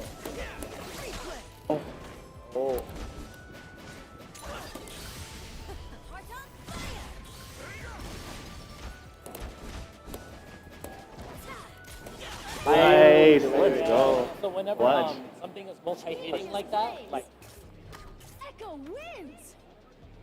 hitting to reduce the chip, you can just do Nice retreat comeback. guard a lot. A little bit harder You to keep play. moving away. Yeah, a and little you're- more I like it. challenging. You play a little bit more fast. Yeah. Yeah. I thought it was checkmate, so it's My Yasuo still warm. yeah. You don't. It's not automatically checkmate. It's gotta get hot. Here, I'll switch to Darius. Oh. Yeah.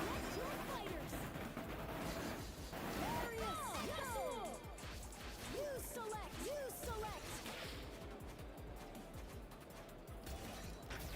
Choose your destination.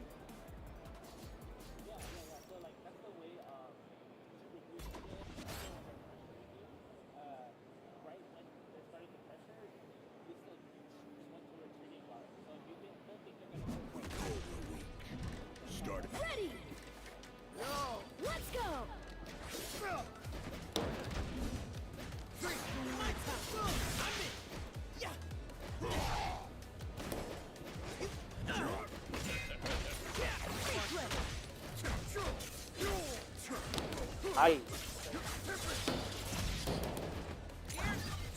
Oh, nice. Good combo. Oh, BMB. I. Oh. There we go. We hit those. Beautiful.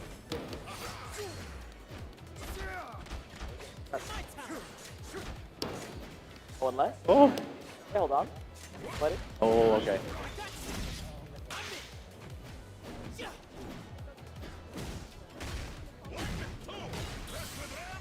Okay. I'll get unbreakable. Huh? Oh. No, I'm sorry. Told you.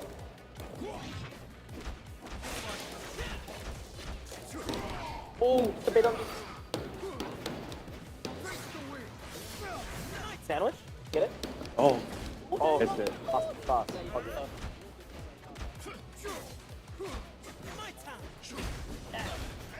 Hail. Nice. Oh.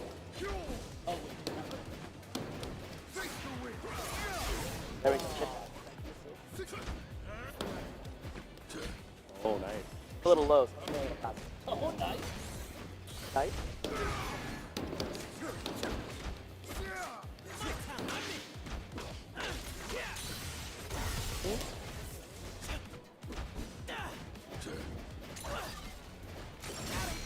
Oh, Yeah, just I think I can. I'm gonna try and use forward S tag. Okay. So if you're on screen, I'm gonna try and close that. Okay. Play off that. Nice. Oh. I Oh, messed yeah. up. Too late. All good. All good.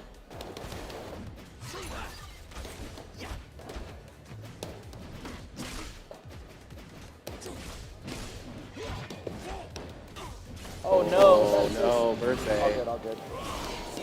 You clutched this. I've seen you do this all the time.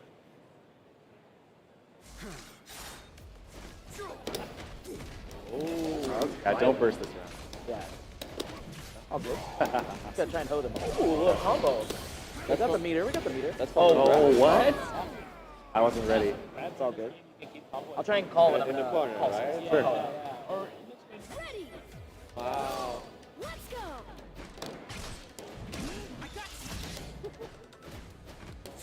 Okay. Bait that. Oh, that was risky. Mid. Beautiful. I'm gonna assist. Okay. Hey.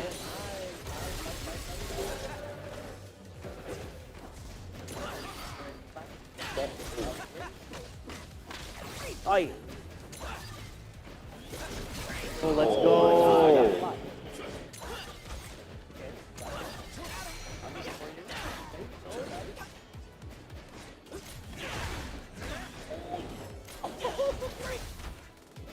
This plus? No. Oh, my bad. It's all good. Oh, we're good. No okay. combo. No combo. Oh, NT. Nice tag.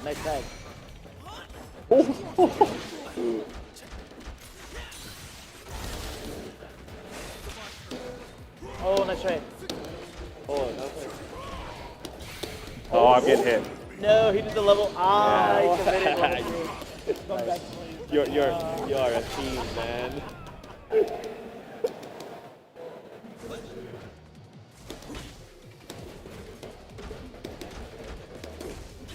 Oh, I got hit fuzzy. Oh, I was too late. I stand and come. Oh. I'm dead there. Oh, fuck. No! Oh, resets. Okay. Oh. I thought it was. Oh. Oh my god.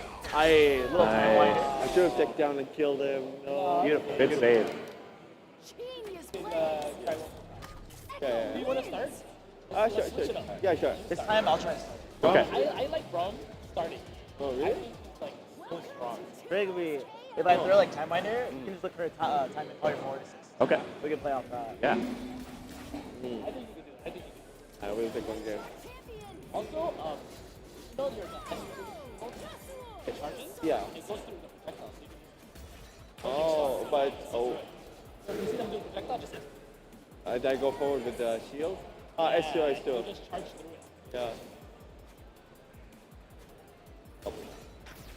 Choose your Okay. destination.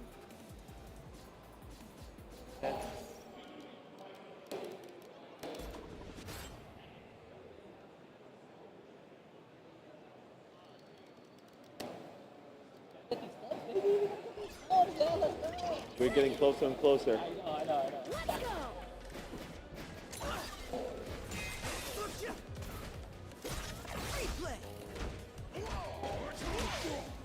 Oh, I should. Oh. That's it. Oh, sorry. No, you're good.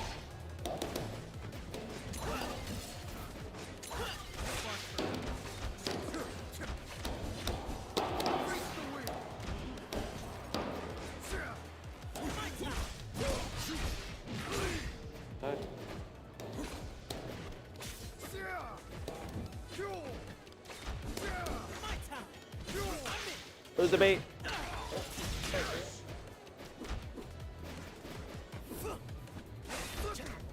Oh. Nice. Slow reset. Nice. Oh.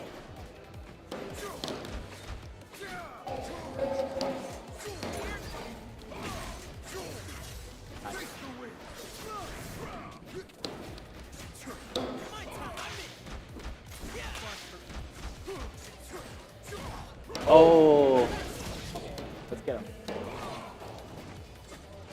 Oh, attack here? Oh. Oh, I messed up. All good. Oh, so close. Let me get a tag. Okay. Oh, you're up. Oh. Oh, what? Oh, it's nervous. dead. Let's go. It's not twice. Oh. I'm chilling. You've done this. Can I get an assist? Yeah.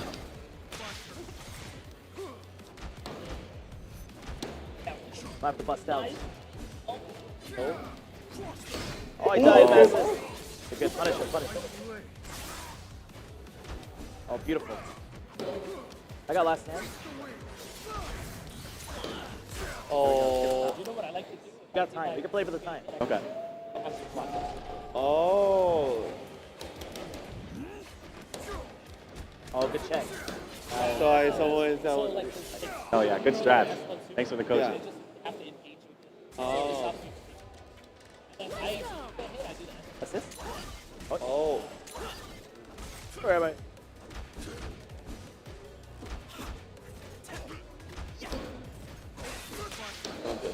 Oh no. Right? All good. Oh. I hit onto the wall and then. Oh. Oh. Oh, nice try. You're good though. You're good. I believe. Kill it. Little bit.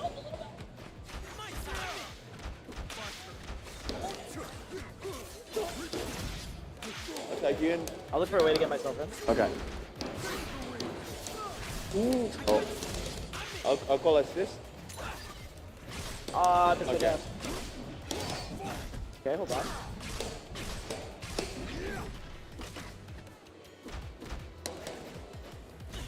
Check it. Ooh.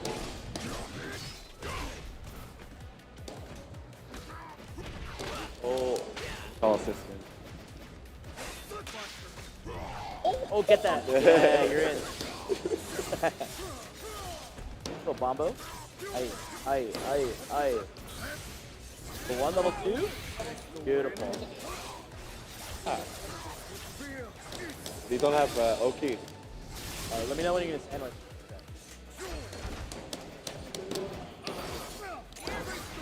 Okay.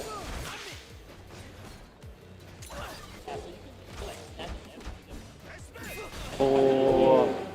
Okay. It's on you, I believe. Alright. Stand M has armor?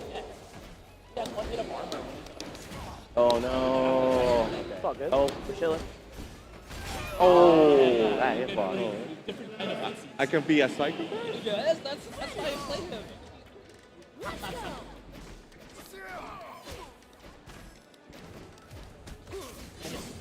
Oh, I missed it with the super. There we go. Got the first. The portal launch is all the way. Poking. We're in. Come on, flip it. Fire.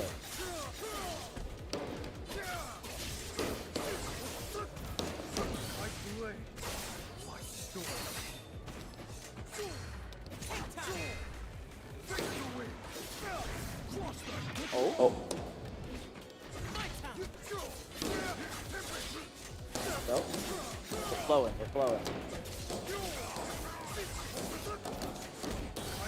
Oh, nice. Got the meter. We're in. Oh. First is high.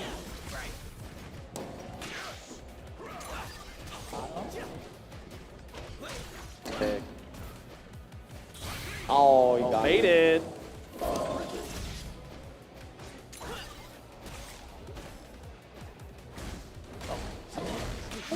Yeah, that's it. Oh. Oh, nah. Right. Just on deck. If you need it on block, I'll do it.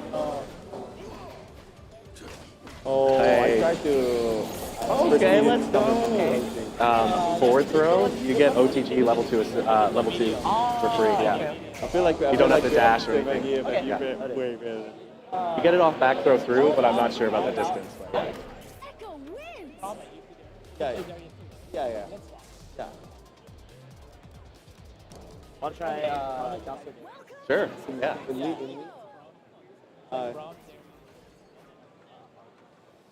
do you? Oh, Braum is like. He's so cool. All colors. Yeah. Get the trip going. Oh, okay. What do we got? Ooh, purple? What's your favorite color? Purple's my favorite. Purple? We'll go purple. What's up? Choose your destination. And then that.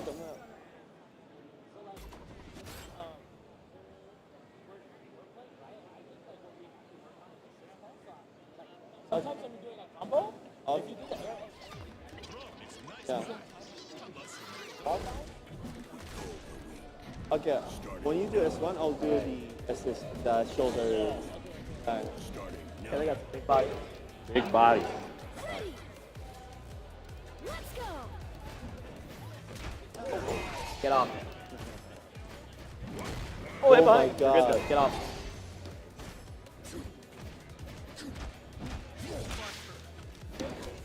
Get played.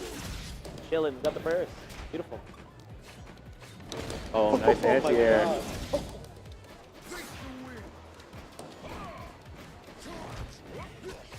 Oh. Oh my god, we're whipping. We're good.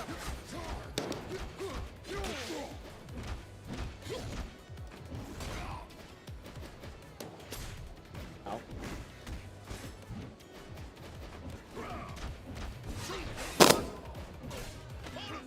Oh my. Oh my god.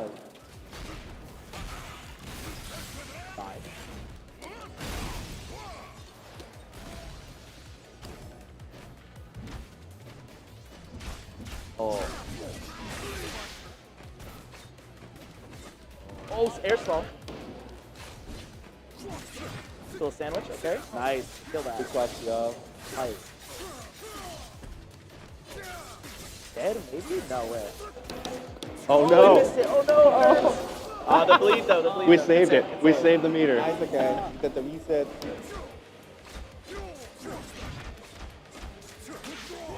Oh, okay.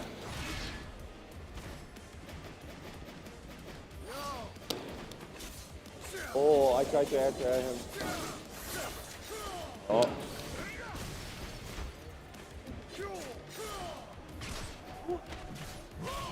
Kill it, kill it. Yep.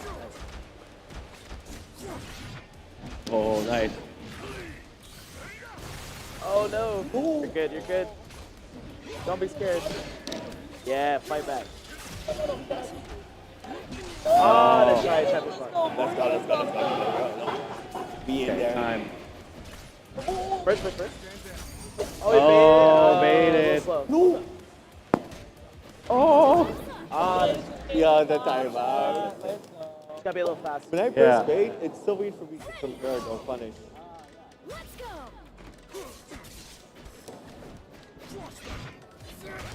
Oh my.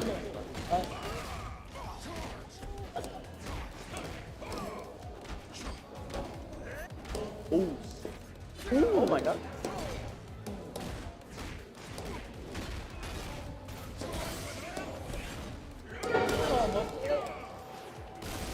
Oh, I'm dead. Damn, it's all you.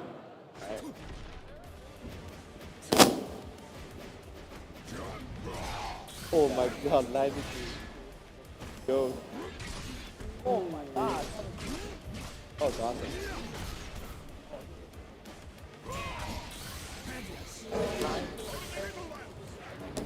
Oh, 60. Oh, I tried to bury it. Okay. Ooh.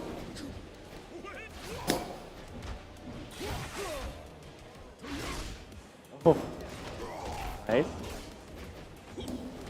I'll call assist.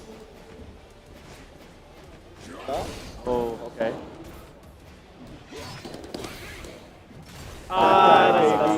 We took the game. Let's go, let's go. This is start time. Okay. Good effort. Wanna go Ekko? Yeah, sure. Yeah, stop playing with these fools. This is going to be the last match. Make it spicy. Go random, select everything. Random, select the fuse too. Oh, Close your okay. eyes. Okay. All right. All right, last game. Let's see it. Very spicy. Wait. It gives me Echo. It gives me Echo. Oh, I think I got Yasuo. Or who did I get? Braum. Oh, yeah, I got Yasuo. Oh, it gave you Braum. It gave me Yasuo. I was blessed. Well, okay, I'll play one.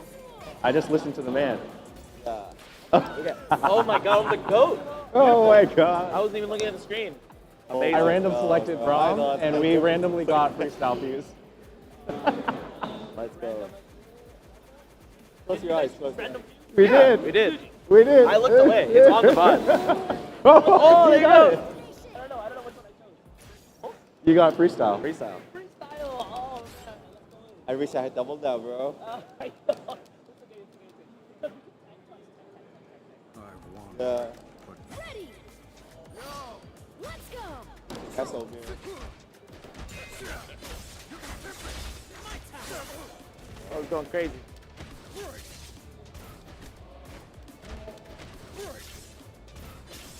Oh wow.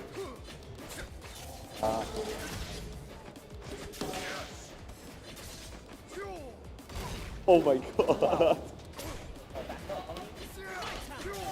I got you, bro. I got you, Habibi. Oh.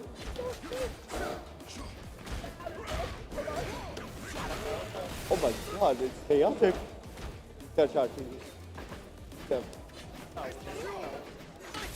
Oh, no. Might be dead. Oh, we're chilling. Okay. Service. Okay. Oh. Oh, the punish. I fake that. Oh, nice. Oh, but I'm so fast. I'm so fast.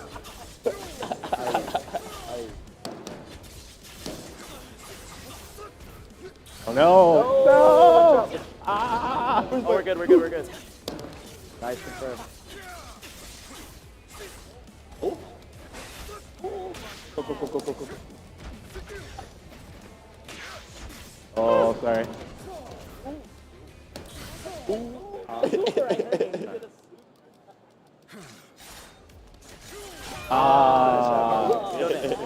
Oh, I don't know that you play Yasuo, bro. Ready. Let's go. Oh, that one. This combo is so satisfying.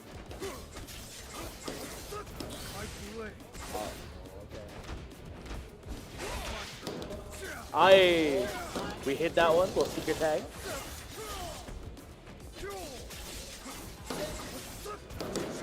Oki up. Okay, plus. We're out. Oh, we're through that. Oh no. Oh, good confirm. Wow. Oh, we dropped those.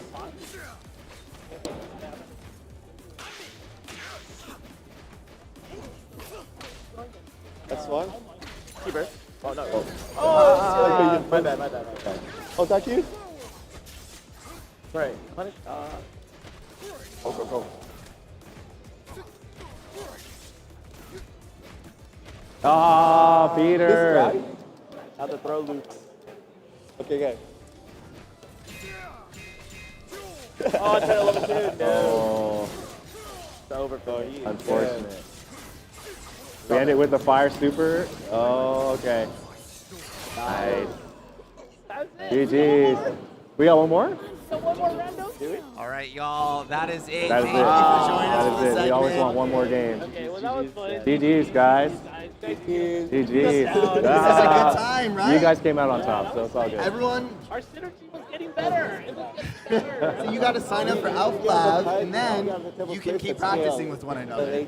Hell yeah. Yeah, we All gotta right, get some games. everybody. We're going to have a behind-the-scenes talk with some of the designers of both the champion of Braum and Ekko. So after a short break, tune back in to learn all about the design process. We'll see y'all later. See you soon.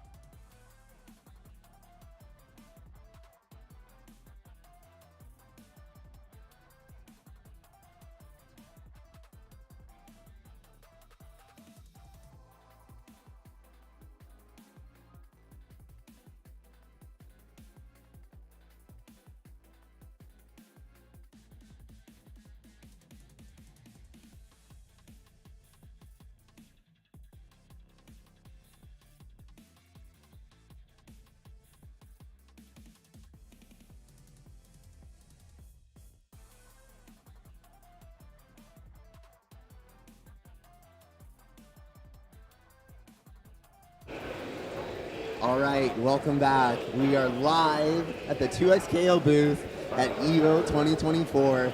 This is finals day. This is super exciting. Got a ton of good content, but this is the moment that I've been waiting for the most. I'm here joined by Alex Jaffe. Hello.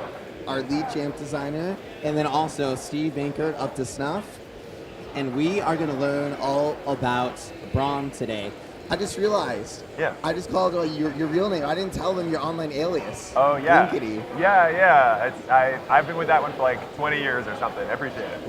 Cool. Yeah. So, one of the things too, before we get into it, that I want to say I'm really excited with, getting to work with you two, and writing patch notes in the future and telling everybody about the changes that we're going to make. It's been really cool. But there's still things that I don't know. And that is why I've been really excited for this, so I can find out live with chat and asking questions from chat as we go. Yeah. So, really quick though, before we jump into it, would you like to give a little intro of yourself, just say hi to chat and tee up this conversation? Yeah, sure. So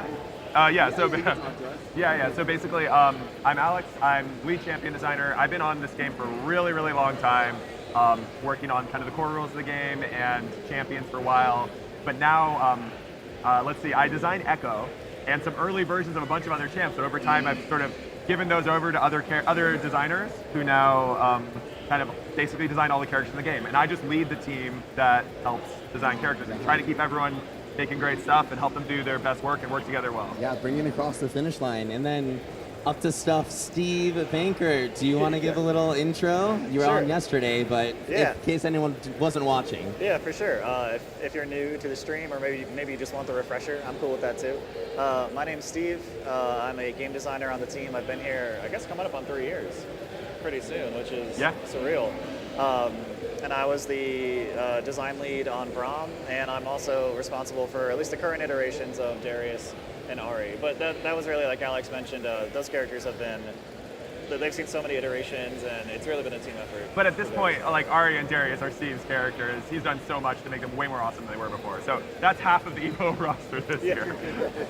Just so happened to work out that way. That's really funny too, because we were planning to do the Learn to Play segments, and I was sitting there and I was like, okay, cool, let's think about who for our... Oh wait, it was Steve, and then we were doing it for Darius. I was like, oh dang, that was also Steve. But you've really put a lot of blood, sweat, and tears into this so far, and it's exciting to see your characters out there. Yeah, I mean, absolutely. I think part of it is seeing the characters out there and just like actually getting to play them and seeing them like fleshed out more than ever before in 2XKO. But also just like being at EVO, seeing the enthusiasm from players. People even just like walking by the booth and hearing people like pop off and get excited about whether it be like characters I've worked on or characters that other people on the team have worked on. I mean, it's just a dream come true. Yeah, it's part of the EVO excitement, right? Yeah, absolutely. So let's go ahead and jump into this. I have my phone out because I have notes of things that I wanted to ask and find out. So if you have notes as well, feel free to take out your phone. Sure. It could happen. Thank you. One of the things that I'm really curious about, Alex, if you could talk to us a little bit, how did the idea of Braum first come about on the team? Right. So, I mean, we can talk a little bit about how Braum even ends up on the roster. We first of all, we knew we wanted him in this game for a very long time, right? He was like one of our top picks for the game years ago. He's such an appealing character. People love him, and he just brings a lot that other characters don't. Whenever we pick a character for the game, we're thinking about basically what do they add that is missing from the roster now, right? And in particular, like, can we make sure that there are a whole bunch of players out there who didn't yet have their favorite character who now will, right? Like, we're making Braum because we think there's a ton of people out there who are going to see Braum and be like, that's my name, like, I love this guy, like, we're in it for life, And every time we add a character, that's what we're trying to accomplish by making sure they're giving something the others aren't. So for Braum, that's, being just like, he's really like capital G good, He's genuinely good in a way that, like, not everybody in Runeterra is. He's got this levity kind of sense of humor about him. He's, Freljordian, that's a specific trait. He's a big body, but like an athletic big body who moves, And there's a specific kind of play style that likes that. He's got a little bit of that grappler mixed in, and we knew that was going to be a part from the beginning. Also he plays with armor. That's something people really like. All of these were things that we were pretty sure from the very beginning would be part of the champ. And when you look at it all as a big picture, we thought, like, this champ is going to be amazing for our roster. He's just and also people love him, right? Like so many people love Braum. So I'm curious because, you know, you've been on the team for 3 years now. When you were first ideating Braum, was Steve here yet? Yeah. that was actually at the end of my internship. So I started as a game design intern. Cool. On the project, and towards the end of the internship, we were like, hey, we're going to start development on Braum. And Alex and I started together. We had another designer, Caroline Montana, who did Illaoi as well, and she helped us out for the early stages of Braum. So yeah, Braum's been in the oven for a long time. And we've had many different attempts at this character to try and get the design right. Because Alex mentioned, there's so much that Braum brings to the table. He doesn't just round out our roster, but he's an archetype. Even though some players find like fighting against a big body armor character to be, you know, maybe that's like a tough thing for them. There's on the other side of that coin so many players who are just so enthusiastic about the archetype, and they're like, hey, that's the character for me in this game. Like we had Rooflemonger on the stream yesterday. Oh, that was fun, yeah. Yeah, which was so much fun, and he's just like, hey, this game, and seeing like a big body character already revealed for the game just like increases my excitement tenfold. So we really wanted to deliver for those types of players. And I kind of consider myself part of that camp too. Oh, that's perfect. And being able to work on that champion, it's like, that's perfect. Yeah, I do think it's like pretty, I feel like it might surprise people that like we started development of Braum 3 years ago, essentially, right? Like almost 3 years ago. And it wasn't like we finished him a long time ago and then just brought him out here. We've continued to come back to him, you know, put him aside, come back for long periods and just keep improving him as we learn more about what we need, what the game, as the game changes, and Braum needs to change alongside it, you know? And also just as we get closer and closer to like the time when we're ready to put him out there and, you know, reveal him to the world. Yeah, so to kind of riff off of that a little bit, so Sean was talking about it on the stream yesterday, but I'd like to dive in.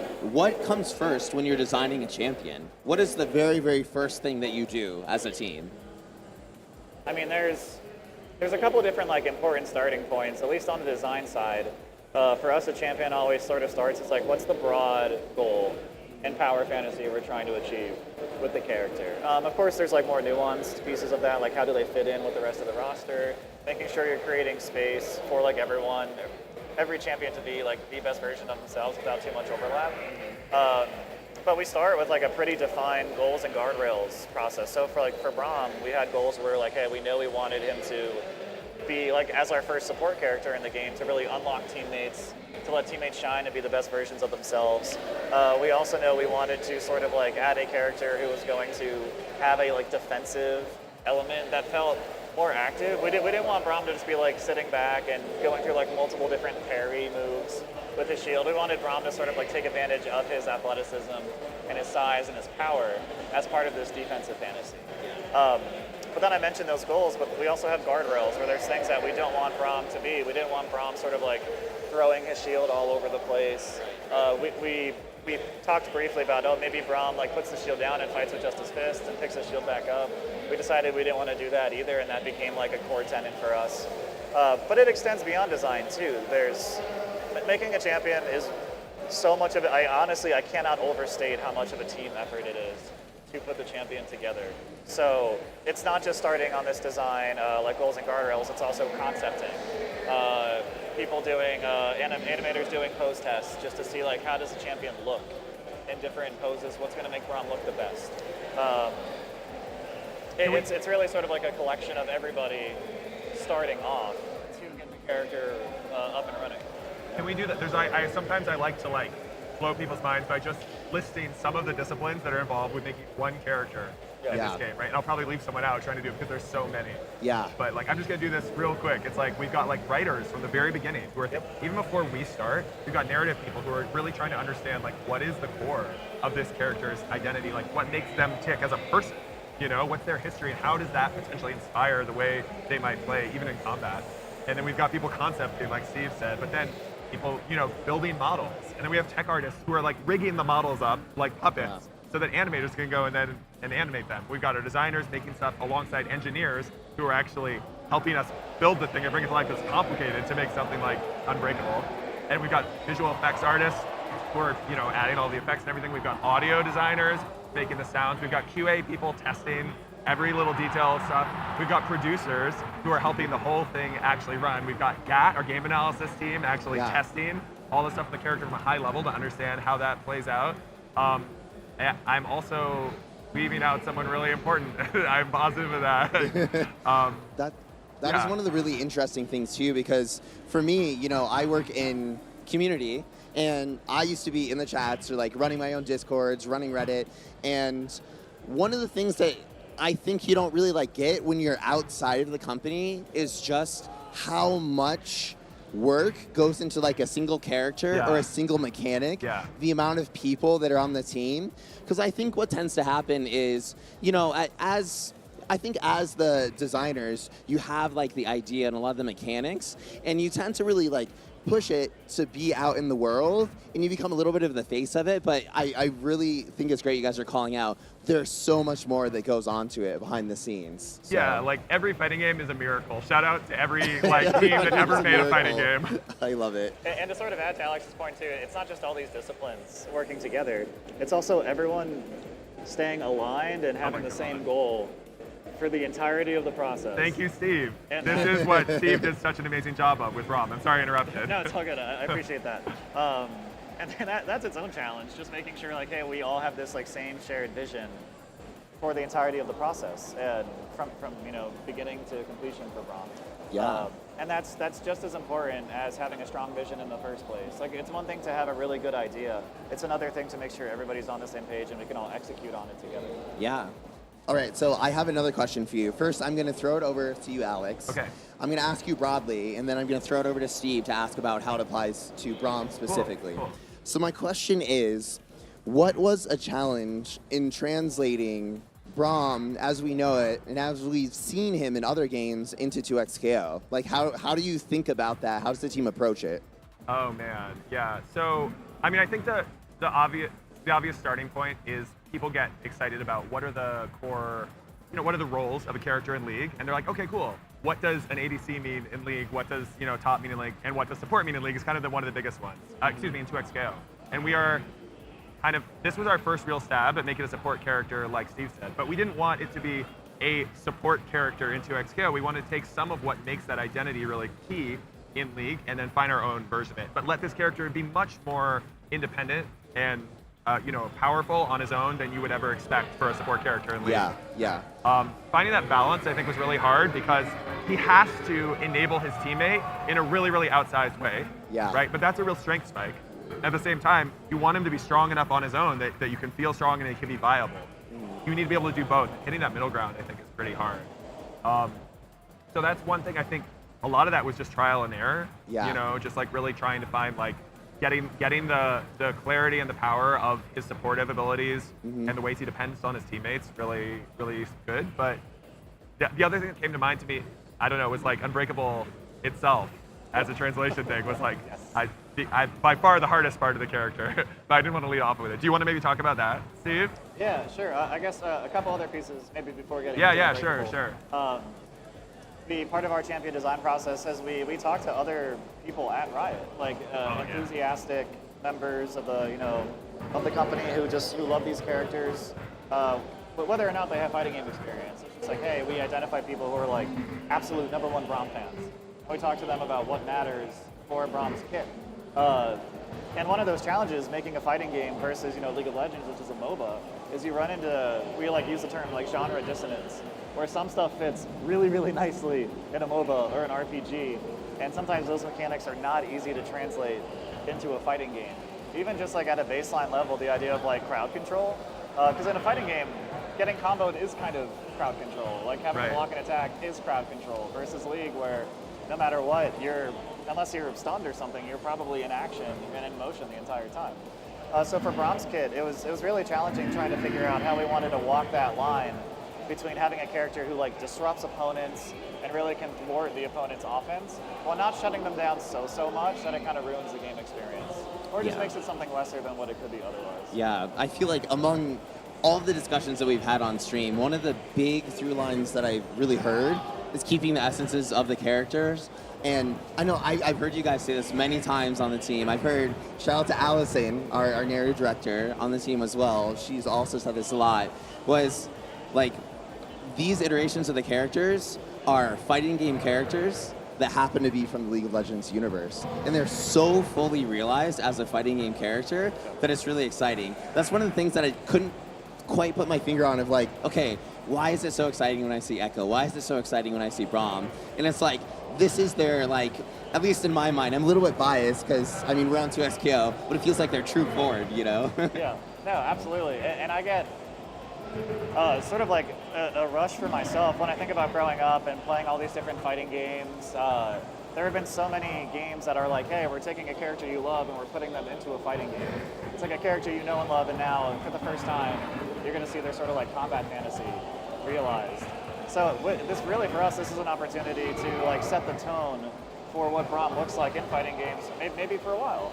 And that just feels like such a special opportunity to me.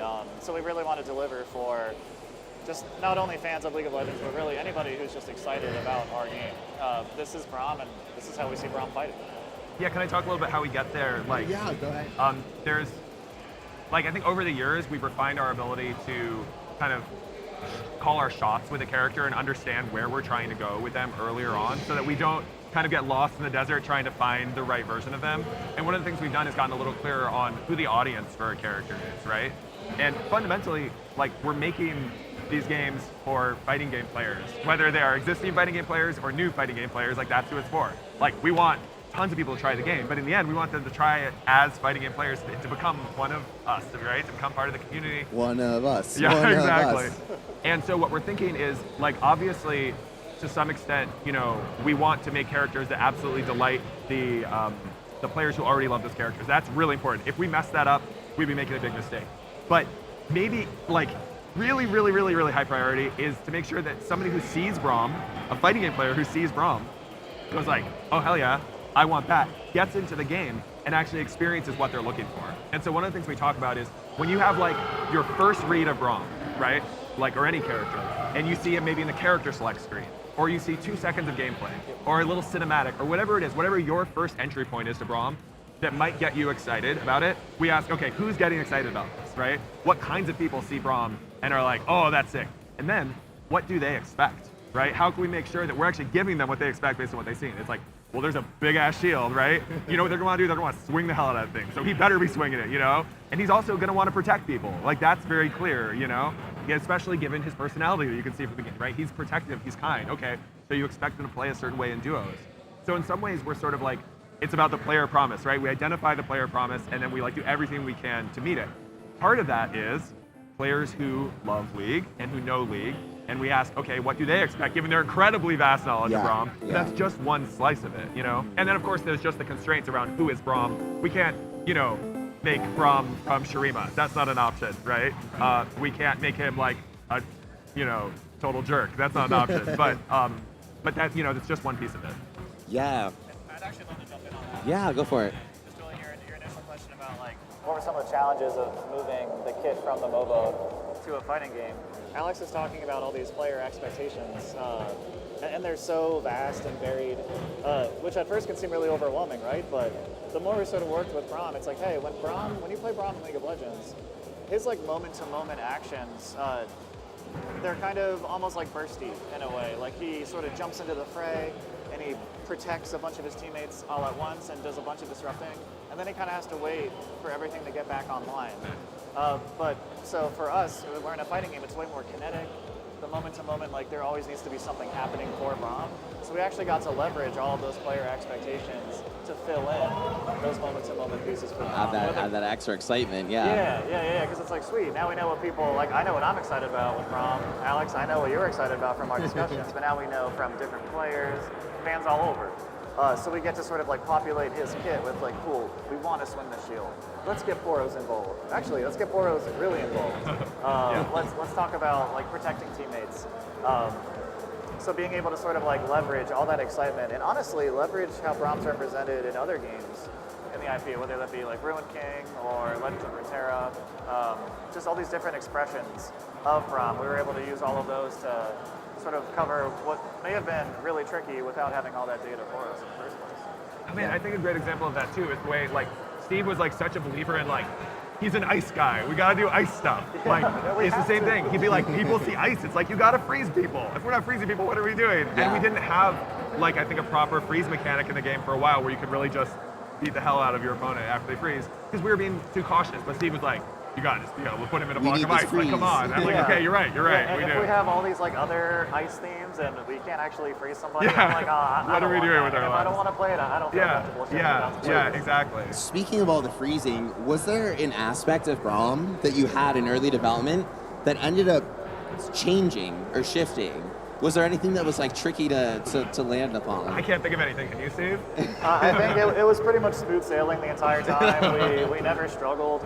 No, Braum was a huge struggle, and a great one too. I'm really glad we went through those struggles. And the biggest one for sure was Unbreakable. Unbreakable, like Braum sort of defining and protecting his teammate with his shield. We kind of moved that move around on the kit where we sort of combined how a League player would think of Unbreakable and stand behind me and put that into his back S2. And we turned our version of Unbreakable into this really, really broad mechanic for Braum. And that was going to be our way to let you do all of the really gross, oppressive stuff that big body characters can typically do, but to keep it hopefully a little more gated to make it feel not so bad to be on the other side of. But we tried so many things to make Unbreakable work in our game. We had it used to just be a move that you could activate on its own, almost like a stance. And then Braum had like an entire separate kit that he performed out of the stance. And we were like, oh, this sounds really cool. And then we handed it to players and they were like, I thought Braum was supposed to be easy to pick up and play. Why are you hurting my brain so much? And it was also not that fun to play against. We were in this really tricky situation where that version of Unbreakable took a lot of time to learn. And once you learned it, you would just crush everybody else on the team who was playing against it, and they would not have a good time playing against that version of Unbreakable. But it used to be just a buff that you turned on and on zone. It had, we tried infinite armor in Unbreakable. We tried just 3 hits. It was like a stoplight system. You'd go from green to yellow to red, and then you would shatter, and then Braum would be vulnerable for a combo. We tried versions of Braum where he would really care about his teammate's position. And it was pretty much wherever the teammate was on the screen, Braum was really good at getting to that location. And that caused all sorts of problems as well. You felt like, oh, if my teammate died, what can I do as this character? So yeah, I would say Unbreakable was just such a challenge for us to get right. And also, honestly, giving him offensive capabilities through Unbreakable, but still keeping that identity of feeling as like a more defensive character, a more supporting character. That's what stood out for me, Alex. I'm not sure if Yeah, no, I think you actually gave the big picture of it really well. And like, I think one facet of that, like one section of that work stands out to me the most because it was the most dramatic, which is like, I guess the first version of Unbreakable that we made. Because I think I was really tied, oh, sorry, is this still working all right? Cool. Oh. Is the sound okay on Alex's mic? I can hand him the microphone if we need. No, you're good. You guys keep going. I'm just gonna. Okay, here, I'm going to hand you the microphone. Just talking to the mic. Yeah, thanks. So I was really excited about this version of basically this experiment that we could do with Braum, right? To kind of try to make an armor-based character like nothing that had existed in a fighting game before. And I think maybe, you know, I had just come off of Ekko, I think, and with Ekko we were trying this crazy stuff that was like, you know, people were really kind of nervous about because it was pretty experimental. And I think I was just like really excited about like, let's break new boundaries, you know, but it's really important when you're making this stuff not to just be trying to break boundaries for its own sake. And I feel like in this case, maybe we could have pulled back earlier on this idea that was like a little too spicy. Because I just kept being like, no, we can make it work. And the idea was basically to take, you know, some characters in fighting games occasionally have armor all the time, hyper armor all the time, like not even just during attacks, right? But even while they're nabbing around during all their attacks, in the recovery, everything. And we were like, what if we could make a version of that that isn't a super, that he could access at any time just by landing a hit, and he could just like walk around and he's just armored up all the time. You know, we thought it'd be cool for his fantasy, like he's so armored up that you just can't touch this guy. And there was counterplay, of course. You could jab, he had 2 hits of armor, so you could jab him 3 times to break it, or you could throw him. But what ended up happening was that the actual dynamics between two characters, between Braum and his opponent, like trying to interact, were so confusing and messy. It was like all of your conception of how frame advantage works in a fighting game like went out the window and got like turned on its head. You get these super weird situations where like, so Braum just has these 2 hits of armor all the time, and you want to break it by hitting 3 hits, but it's like you run up to him, like you go for a jab, you know he's already in the state. It's not like there's something reactive happening. You go for a jab, he goes for, you know, a heavy to try to punish you, and now you're like, okay, can I fit in 2 more strikes before his heavy hits me? You know, and it depends on what timing like that started, and so all of the kind of typically clearer frame advantage rules of fighting games got very, very muddy. And people kept trying to make it work as players, and we kept trying to refine it as designers. But in the end, like, after a long time working on this, I think I felt like, okay, I remember we had this like really intense conversation at a work retreat. You were just like, man, we gotta rethink this, like it's not working. And I kind of had this moment where I was like, okay, gotta let go of that, you know? And we went to a model that I think it's more understood, and it's just closer to what the existing expertise that fighting game players already have. He has armor, but he never has reactable armor. Every time he has armor, it's not like I'm intentionally like, oh, I know he's armored now, so I'm gonna intentionally hit him through it multiple times. It's he starts an attack, and then I'm like, oh crap, right? I didn't anticipate it. It's more like you framed it really well as like, you know, if he has armor on an attack starting on frame 4, it's kind of like his 15 frame attack becomes a frame 4 attack, and that's what determines who hits first, you know. So anyway, we made that transition to this model that ends up just making the character a lot more fun because we don't have to, also because his armor is not so strong, we don't have to constrain him so much in other ways. He had terrible movement in this model. He couldn't even jump. He was just this incredibly grounded fortress character. Please, yeah. Yeah, because that's one piece that I thought was so important about, or rather that we were like losing in that old model of Braum. We talked about not being able to jump. Braum is so, despite his size, Braum's really athletic. He's like a superhero. He can just like bound in at any point, flying through the air. He's sort of like this impossibly incredible like physical specimen, right? And so much of our game plan was revolved around trying to like activate this old model of Unbreakable that it really didn't give us as much opportunity to sort of flex all these other exciting things about Braum's character. And even though it sounds like we're beating ourselves up in the past, I think that's kind of just a reality of designing a fighting game. Like fighting games, it takes a while to validate your designs. It takes a while to get good with characters in the first place. So sometimes there's an instinct that, oh, this is the right decision or this is the wrong decision, but you'll never know until you try. And actually getting that sort of like fluency with the character and understanding a character well enough to firmly make that call, it takes time. But that's time that we're willing to spend on Braum to make the best version possible.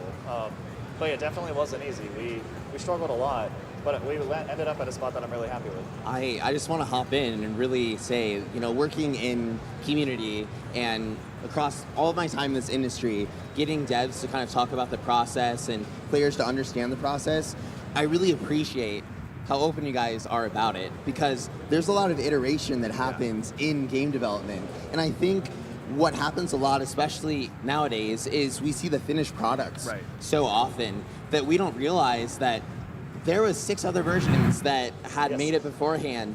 And sometimes it's really scary to talk about it when you're still at version 1 or version 2. And I feel like we've done that with a couple of characters so far.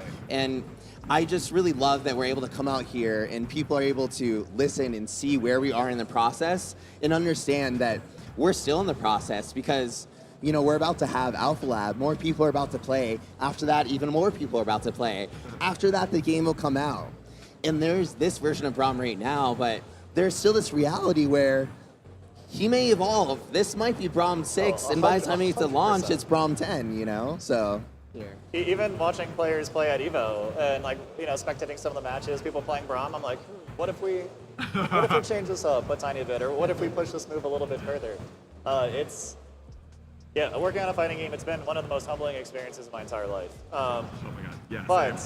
But the high, even though the lows can be low and it can be you know, difficult and it can be challenging and we struggle, getting to sort of give back to this community that's, you know, just so incredible and has been such a huge part of my life. Whenever we do find those successes, there's nothing like it. Yeah, this is your first character that you started from the beginning. Does that feel special having him here on the show floor? Yeah, absolutely. I think too, just like I think back, like throughout. I mean, I've been playing fighting games since I was like 4 years old, And I was always sort of like captivated whenever like there's a huge character that you're up against, whether that be through like a Marvel game or even I think back to like playing Punch-Out as a kid and how like larger than life all the opponents are in Punch-Out. So to sort of have that opportunity to create it for players, and now seeing it on the Evo floor, I mean, what can you say? There's really nothing like it. Yeah, and we are, we're here now, closer. Thank you, thanks, Joel. So we're here, like this is our first time people playing Braum, right? This is our big learning opportunity. And so like you can be pretty confident you're going to see some changes on Braum, whether they're small or medium size. Probably not large, but who knows? If we learn everybody hates him, then maybe we do large changes. You can't hate Braum. You can't hate Braum. That's one of the rules of Braum. It's true. But yeah, so we're going to be learning a lot out here. We'll be talking to people, reading surveys. We're already learning a ton, like Steve said. And then we'll go back and be like, okay, like what do we need to do to make this character like really, really the best for the people who we're making it for? Because each character is really for someone specific in a way. And then, yeah, like you said, more iteration after that eventually. Obviously once the game is live, we don't know what our patch strategy is going to be yet. That'll evolve. We're not going to be changing everything every day. We want people to have some stability one way or another. But changes will come. We'll improve things as they need to be improved. And so like you said, it's like we're the forever fighting game. These are forever champions, right? And we're just going to keep on doing what we need to do to make sure that they're wonderful. Not just for their players, but also for their, their teammates and for their opponents and for spectators. So I have a question for you. One of my favorite animations in moves with Braum is the down heavy. Yes, great choice. That push-up into the shield lift is one of the coolest things that I have seen Braum ever do in my entire life. What is the story behind that coming about? Whose idea was that? How? So that's something we knew we always wanted to do with Braum. Braum has all these sort of like hilarious like combinations of traits. Like not only, like Alex said, is he sort of like good with a capital G, not only is he a superhero in this world, he's also like vaguely a professional wrestler and like vaguely a strongman, and he protects Poros, and there's so many goofy things you can do with Braum.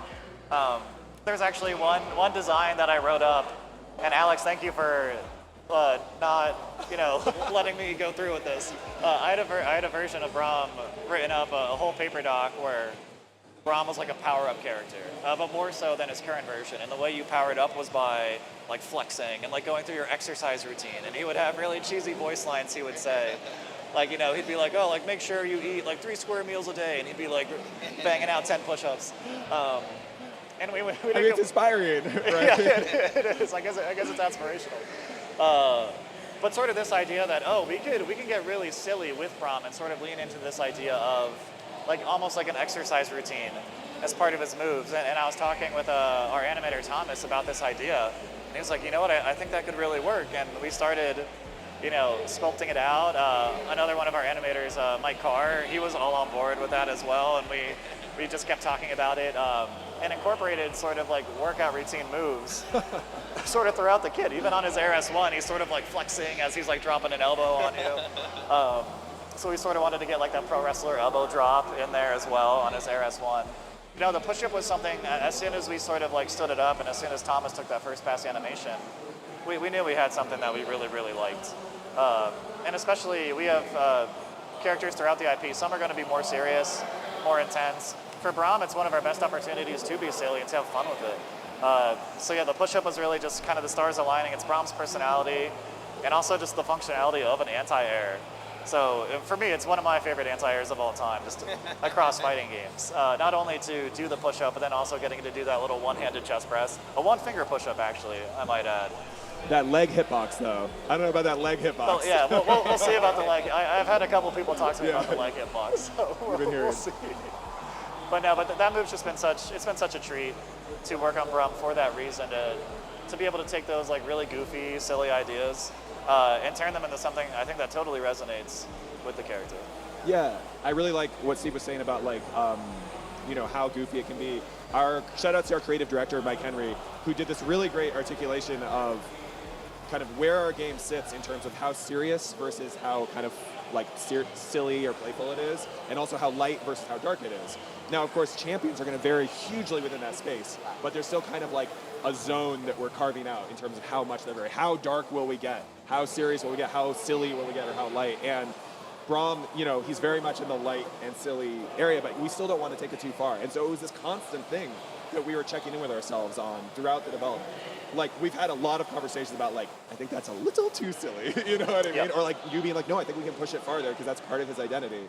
And making sure that he fits within our game, right? Because each time we make a champion, we're kind of defining what the boundaries are of what feels like the tone of the game, you know? And even though we've set our sights on it in the right way, we'll keep on learning and keep kind of finding, oh, like, can we get something like this grimdark in the game or will it still feel right, you know?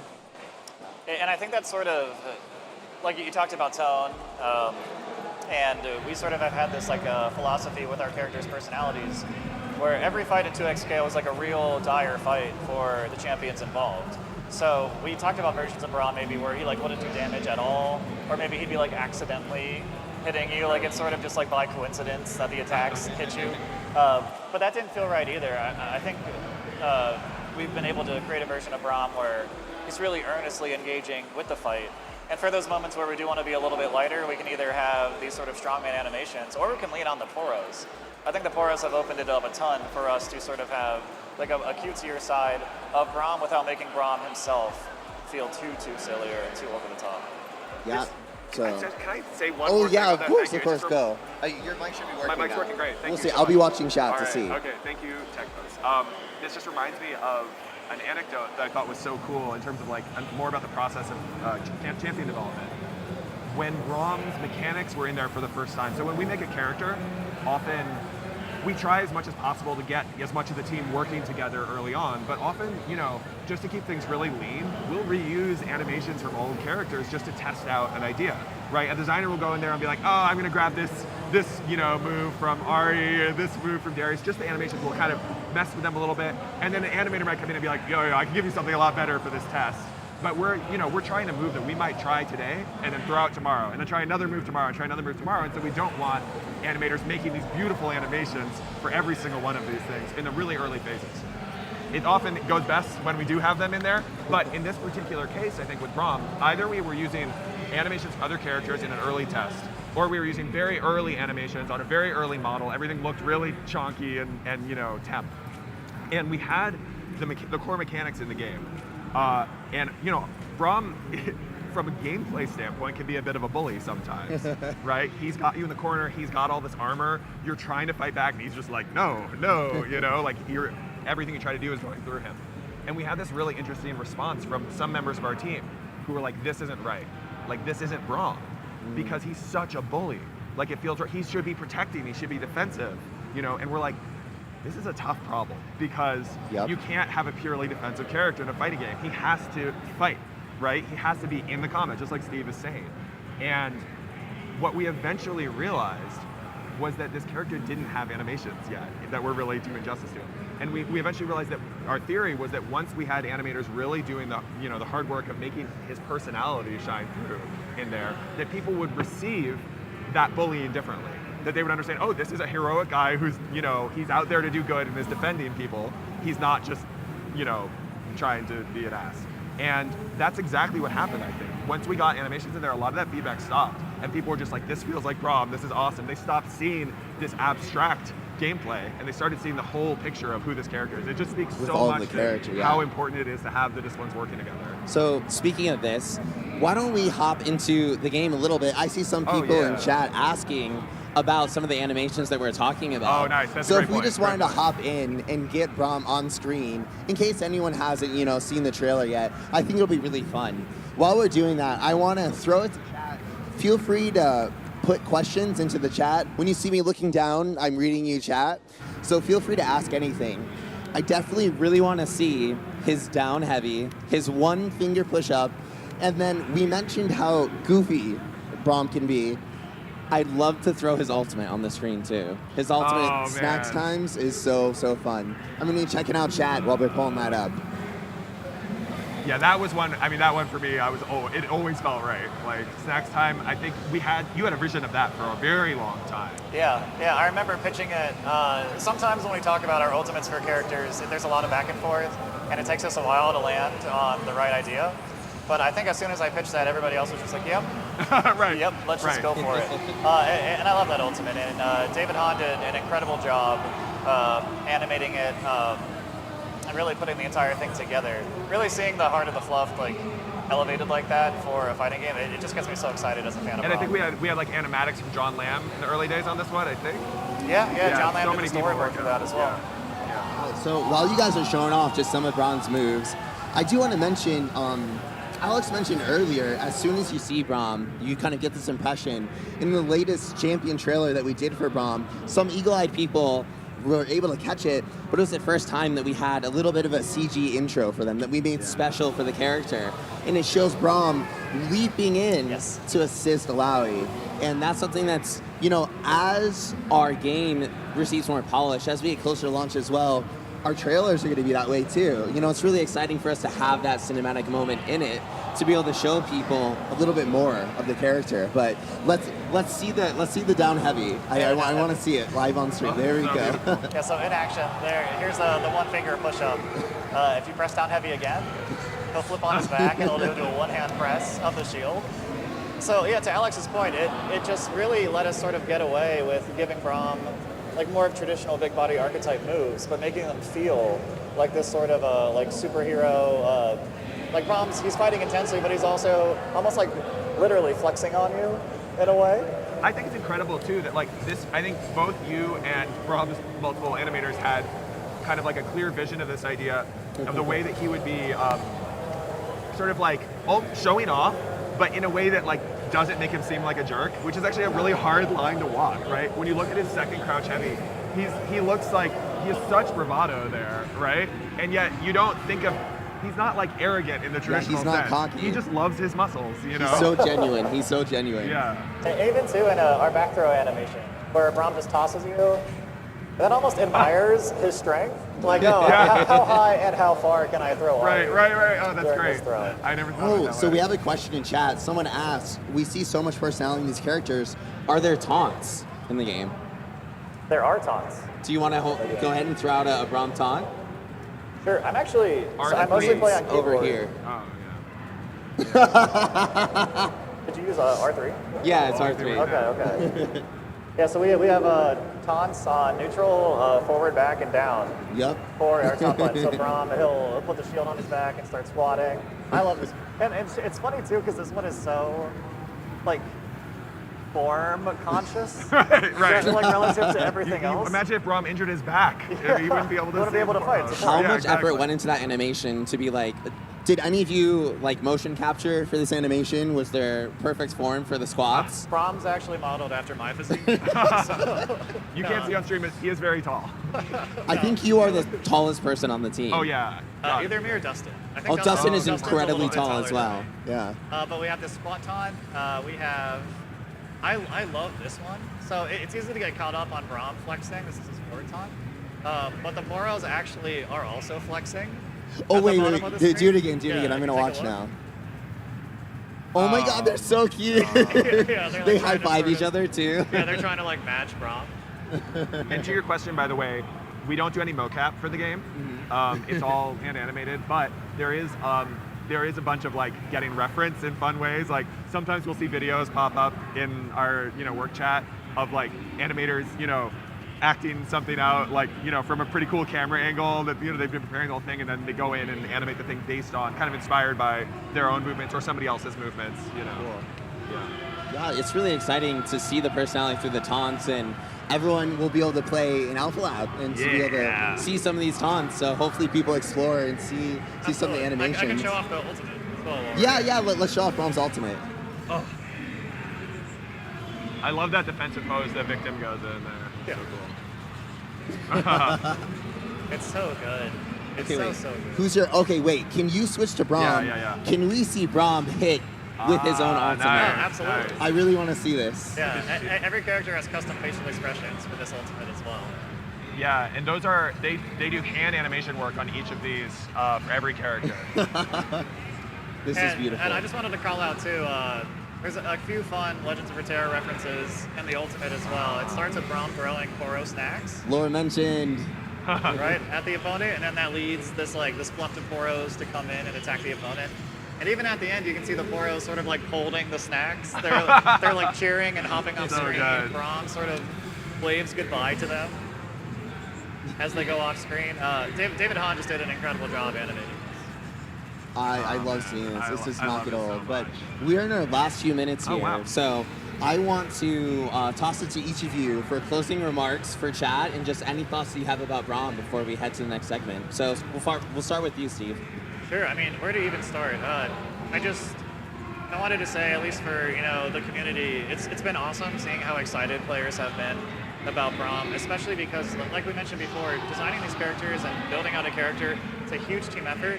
It takes a lot of time, and honestly, we never really know what the reception is going to be like once Braum is out there. So it's been a real pleasure to work on a character that just I love so much. Like, I love Braum as a character. I think he's so cool. So getting to work on him has really been just a dream come true for me. And seeing the enthusiasm and the excitement from players, it motivates us all the more to just keep trying to keep putting in 110% on every character that we make. Yeah, I love it. There's a question in chat if you can have the Mighty Poro appear. If you can do his command throw while I throw it over to Alex. Oh, yeah, absolutely. So, Alex, go ahead. Yeah, I think the one thing I want to say is, we talk a lot about how we're building this game with players, for players, we are players, and everything we do, our success sort of depends on learning from y'all a lot and communicating really well. And so, I'm focused on champion design. What I'm really interested in is, always refining our idea of what really works for players and what doesn't. So that the next champ, we can be that much wiser and that much smarter and make something that you like even more. So when you play in Alpha Lab and you try Braum out, I really want to hear, what are you loving and what don't you love? And that's going to help us understand, cool, okay, how can we improve Braum, but also just what works in the game as a whole for champions and who are the right people to target for each of these new characters we bring along. Yeah, we want to hear from you at home. So don't forget to sign up for Alpha Lab. And with that, we're going to cut to commercial break. We're going to be back here again with Alex for one more segment and Phil, who is the engineer for Ekko. That's right. Yeah, and we're going to learn all about how Ekko came to be. So make sure, tune in. We'll see you right after this break. See you soon, folks. Take care, everyone.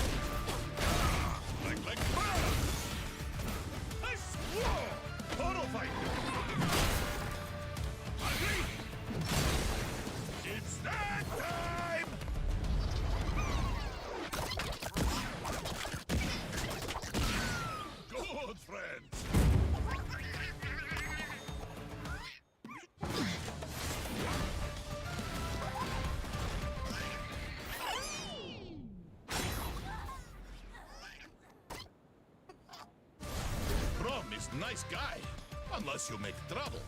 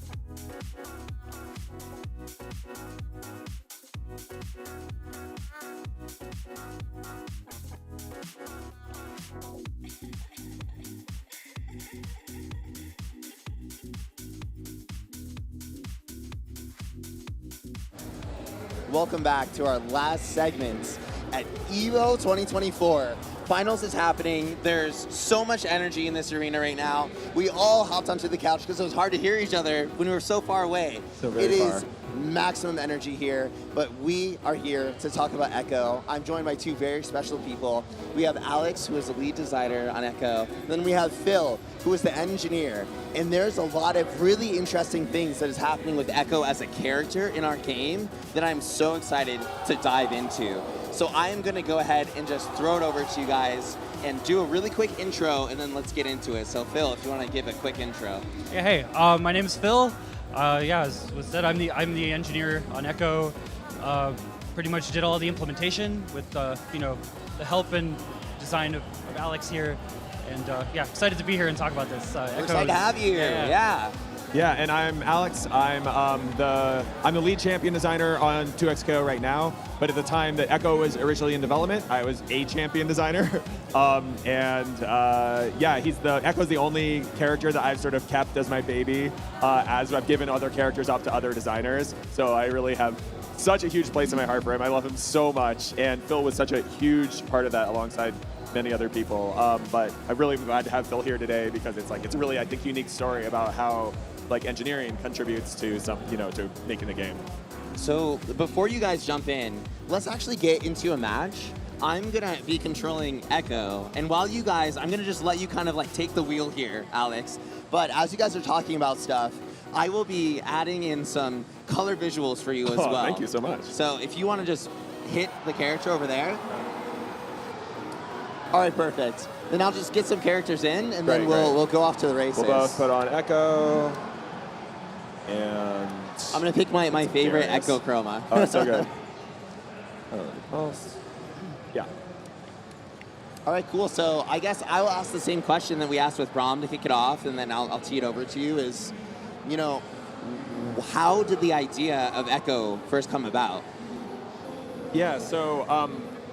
Like I mentioned earlier, I have been on this project for a long time, and as long as I've been on this project, which is a little while after the Radiant acquisition, we knew Ekko was going to be on the roster. He was one of the very first characters that was identified as just so encapsulating what both makes Runeterra cool and what makes fighting games cool, right? He has this kind of light-hearted confidence. And he has so much style, and he's really unique, right? He has this mechanical identity that one way or another is going to do something cool in a fighting game. And so even from the very early days, when I came in, there were concept art of, Ekko just doing cool moves or what might a fight look like in this game, and they were really figuring stuff out early on. So we knew he was coming, and indeed even some of the early visual style development was, kind of art of Ekko that ended up alongside other pieces being, part of how we define what the game looks like, and yeah, so he's a really core part of, I think, the identity of 2XKO. So we were just excited once we finally got the start on him. It was when is it going to come, right? And it was years went by before we started, but we finally began. Literally, I said Braum had been in development for a while. Ekko, we started in late 2020. Long journey, and of course we finished him. Or to the extent that a character could ever be finished in a forever game. But we finished him for Evo last year, a year ago, essentially. So it's another, 3.5 years from conception of what he would be like in gameplay to being ready to show something. It's not working on him all the time. It's back and forth, doing other things, coming back to him. But yeah, long journey. And Phil, you started on it pretty much from the beginning, right? I did. It's kind of funny talking about the timeline there of how long it took to build him, because the game changed so much during that process. In 2020, right? We did not have a tag game yet, right? It was still 1v1, and Ekko, this was very much an example of the ground was shifting underneath us in our core systems development as we were putting him together, right? And we had to start thinking about that as the rewind mechanics came into place. That was kind of a concern, right? He had all these opportunities for left-right mix when you can start calling in champs that can create that kind of organically just through the core mechanics, and how we, decided to balance that and address those issues as they cropped up, was a challenge, yeah. For sure, yeah, that we were really on the border of going from 1v1 to 2v2 as Ekko came into existence. It's a very weird transition point. Yeah, that's one of the really, I mean, earlier in the segment, we were talking about how in game design it's such an iterative process. And that's one of the like scary things about showing things off so early. The first version that was shown, Project L that was shown, is a completely different game now. And it's funny. I'll even, people in chat will meme and they'll be like, "Oh my gosh, Project L, we heard about it forever ago," but it's really a completely different game than it was first announced. So that's like really exciting. But it's also cool that Ekko has been one of the through lines between that.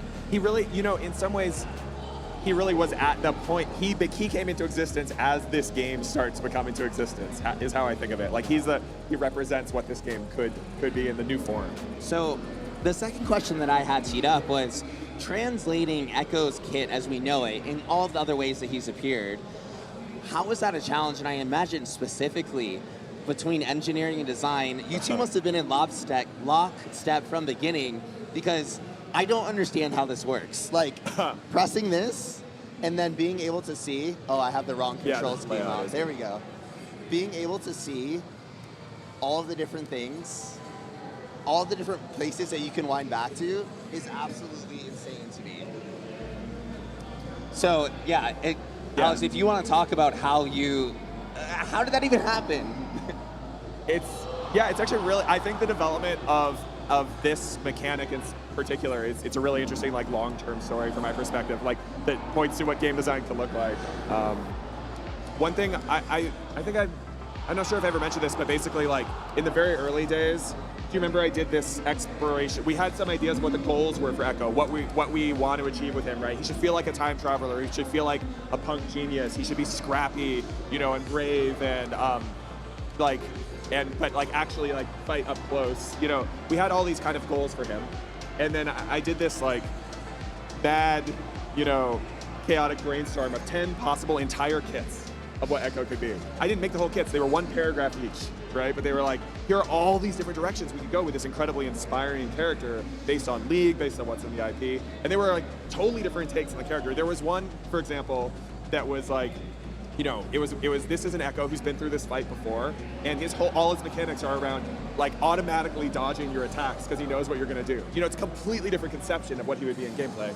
And we evaluated all of these against the goals that we had set out, and it seemed like this idea of kind of taking inspiration from his ult in League and turning it into his specials here so he can really, really work with going back to old versions of himself all the time. It seemed like this hit the goals the best, but that was the last of these 10 ideas that I came up with. And so we talked about this, but the crazy thing, and we can say this now, that for folks who didn't see, yesterday in Tom and Sean's segment, we talked about what the story was with Katarina, right? How Katarina was, we weren't really building her necessarily as a champ to ship. She was kind of like the place to develop the core rules of the game and to figure out what the game could be. And she served this purpose kind of like, almost like one last time through Ekko, where I built an initial prototype of this idea of being able to rewind, do an attack and then rewind to an old version of it on Cat. On a version of Cat with a move, where she kind of moves forward and strikes, basically. And it was like so jank. It did not work. It would work half of the times you tried it. It had bugs in 20 different ways, but it was enough to show it to people and be like, this is what I'm talking about, because it's hard to explain. What do y'all think? Could we do this? And then from that point on, it was Phil who made this thing actually make sense. Not just in terms of building it, but so many of the details of how it would actually work really came from you. Yeah, thanks. But thanks for putting together that prototype though, because I also felt like once you showed that off, you'd come up with this menu, right, of all these different ideas and different directions we could take Ekko. But as soon as I saw that prototype, I immediately saw this potential for clever play, tricking your opponent, being on one side, rewinding to the other. It just I got super excited because those are the kinds of characters that I like to play. Yeah. Congrats on the Venom announcement. Oh yeah, thanks. We'll see. But yeah, I am excited. Venom main, I do love Venom. That'll come into play a little later. But and getting to at that point I latched onto that implementation and just kind of ran with it. And we turned it into something that we could have apply anywhere to any attack. And like we knew that we were going to need to play with all these variables of like how long does this clone last in time, when does it expire, like how fast does it follow Ekko, and then even early on we had this conception of giving him an install ult that, or super in this case, like his downtown S2 he has it today, where this thing will just follow him indefinitely, and I baked that into the initial implementation. I was so excited by that idea and wanted to explore that at some point. So I tried to take what you had and make it like flexible so we could play with it and find the right balance. And I think that ended up being pretty useful as we like made progress. And yeah, there were so many times we had to like tweak all of these core variables for how his his clones work, just to make his gameplay make sense. And because you built this beast of this flexible system, we could just do that. I want to like jump ahead in the history a little bit because it came up, his S2 Super. I just want to say like this S2 Super is such a testament to the collaboration. Phil, we talked about this for a long time. We knew this was a super that we wanted for him. But he did not have this super. He was working a game without the super for what, 2 years? Yeah. Or something? Yeah. Because we knew it was going to be such a pain to build, and we knew it was going to be really hard to design, to tune right so that it'd be useful and understandable. And Phil, had built this flexible system that would let us do this stuff. But part of me wondered if we'd ever do it, if we'd have time, because it was so hard. But this is like, again, the importance of good collaboration. Phil believed in this character so much and believed in this super so much that he was like, no. Like, I would say, it's okay, we don't have to do it, we'll find something else. He's like, no, I believe in this thing, we're gonna make it work. And he grinded and he put his soul into it and he made this incredible super that's just, I feel like, really different than anything about the fighting games and really fun to play with and kind of represents the peak of Ekko's potential mastery. So thank you so much. No, of course, thanks for indulging me in my crazy ideas. But like, even as we started like exploring it, right, like, there were still all these unanswered questions. Like we knew in the abstract we wanted an install ult that would look closer to his ult in League, right? That would give him like this more persistent clone that follows him through time. But that's kind of all we knew, right? And there were still all these unanswered questions as we developed it. Like, and initially, we were tracking like all of the state that Ekko had in game. Right. So like you could rewind to any moment in time, and it would actually continue that action with every single piece of state. So you could throw a time winder with S1, and if you timed your rewind right to that moment where you threw the time winder, you could throw another one. You would just automatically be in the process of throwing another time winder. Yeah. So that was actually the first iteration of that was what we had, or like there were some even fun bugs where like you jump, and then if you rewind to a jump, it would like continue the jump momentum, so you would actually go really high. What do we call that? Like, we had some name for like Ekko floating up into infinity. Would have so many bugs would lead to Ekko floating into the sky. Yeah, with eventually, that iteration ended up feeling really unpredictable though, because you would rewind and get these unintended consequences. And you'd be like in the middle of the active frames of a normal or something, and you'd hit meaty just because you rewound to the meaty frame, and no one had any idea what was going on. Yeah, so we knew pretty like quickly after that, like, okay, this isn't quite going to work. And I think you were the one who suggested, like, look, we already have this notion of these empowered clones where he's instantly actionable. Like, let's just do that, and that felt right. And still gives him all these like really cool tools. And so you mentioned kind of like a bug before. Were there any like really just weird time-related bugs in development that were just like, what in the world happened here? Like any funny ones that you're willing to share with people? I mean, my favorite are the ones where he just kind of flies off into space. There was one even with when he throws, jumping S1, right? Like you'll notice. There's that he kind of, his momentum stalls. So we had some bugs where if you timed it perfectly while falling, the momentum vectors wouldn't quite resolve correctly, and he'd fly off into space. Phil had this like video that he made for our internal show and tells, where we go, hey, here's what we're working on right now. Phil makes these amazing videos for them, and he just was like popping up different work that he had done on Ekko in about a 1-minute video over the course of the month. But in the background, he was playing like I Want to Get Away with Ekko just like repeatedly doing air charge S2, going higher and higher and higher for an entire minute. Yeah, you could rewind and then immediately jump S2 again, like and into itself, and he would gain a little bit of height each time. So you could just like kind of fly. People would it do just this in be- game. It was yeah, very yeah. time. We were like, yes, we'll fix that eventually. Sometimes it takes a very long time to fix things. There's a lot going on. When Marlon Pai joined the team, he actually started incorporating that into the play, Oh and my that was when we God. knew like we had to fix that. But Yeah. yeah. So one of the things that I'm curious about too is,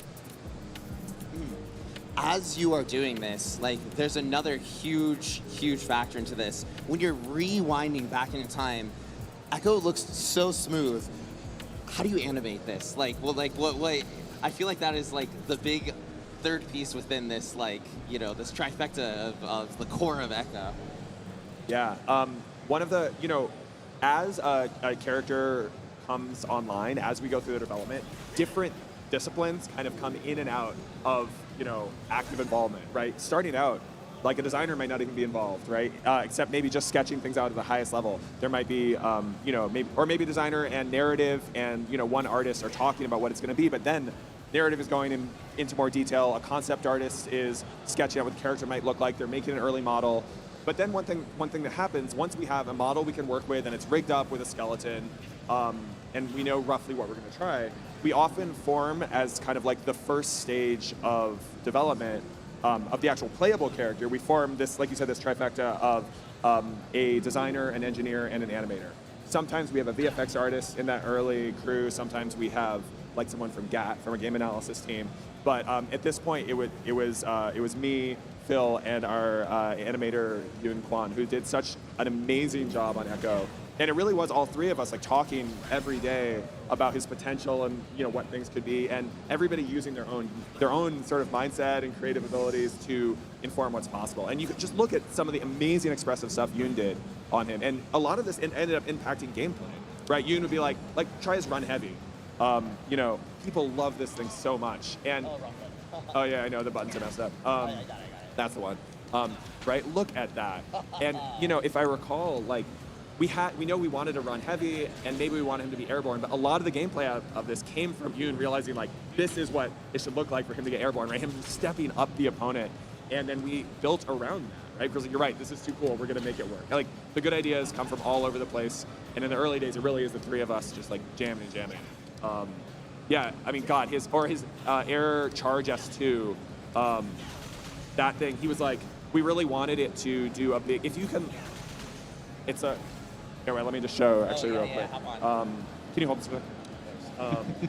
Let the master hop on. Yeah, so basically, so if you do it from like a regular clone, rewind here, not working. Oh, okay, here, let's do this.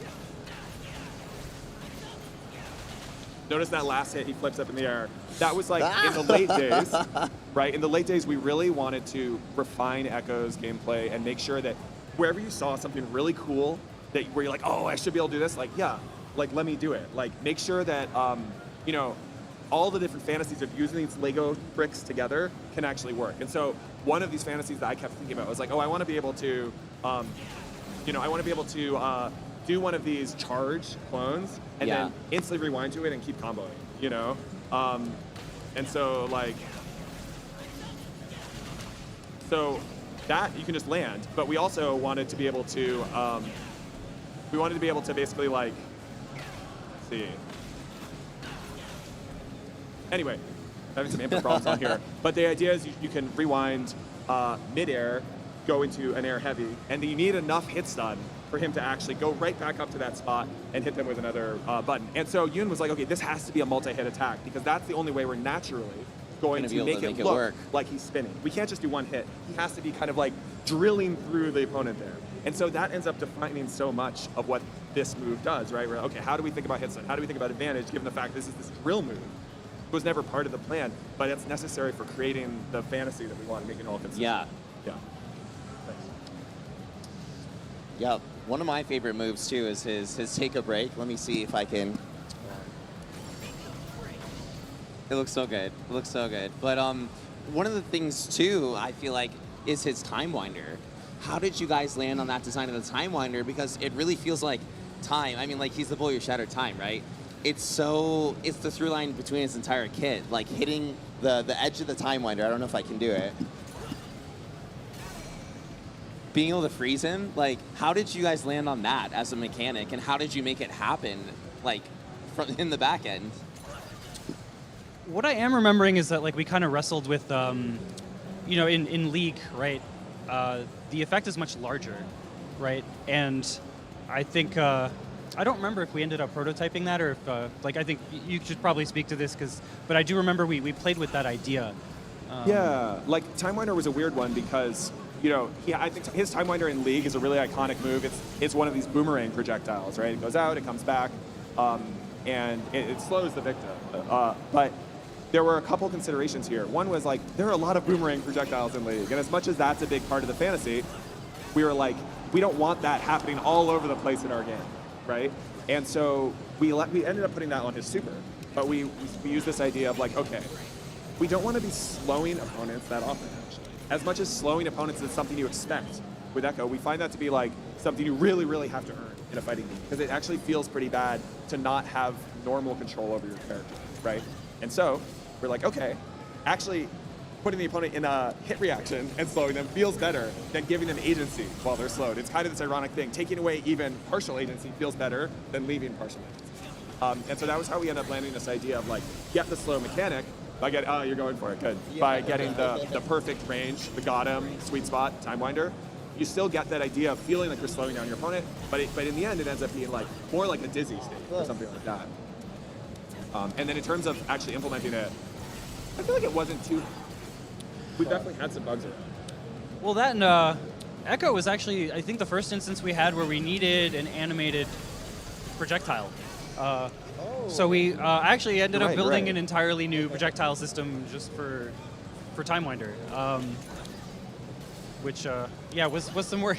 Yeah, I mean, yeah, a lot of the projectiles in the game now kind of built out of some of the tools here, where you can see like you built. Yeah, like I guess the initial version of the projectile system, right? In which all, right, like projectiles are almost like mini characters in our game. Mm-hmm. They're able to queue up animations, and they have different scripts for different things they can be doing, and they can kind of has its own internal logic because they're so diverse in the ways we want to be able to express what a projectile can do. It's a very important part of a game like this. Yeah. I think my contribution to Time Winder was probably the this right here. Oh my God, yes. So like you know, Alex mentioned earlier, I'm a Venom main. It was so painful for me to throw out a projectile that had like time, you know, it hangs around, right, when you throw it, and then to not be able to interact with it further, to me, felt criminal. Like, I really wanted to be able to hit it and do some stuff with it, and yeah, thanks for indulging me on that, because like, now every single one of Ekko's heavies can interact with Time Winder, and any Ekko can hit any Time Winder, which makes the mirror a little more interesting. We could try the Ekko ball here, yeah, we could try it.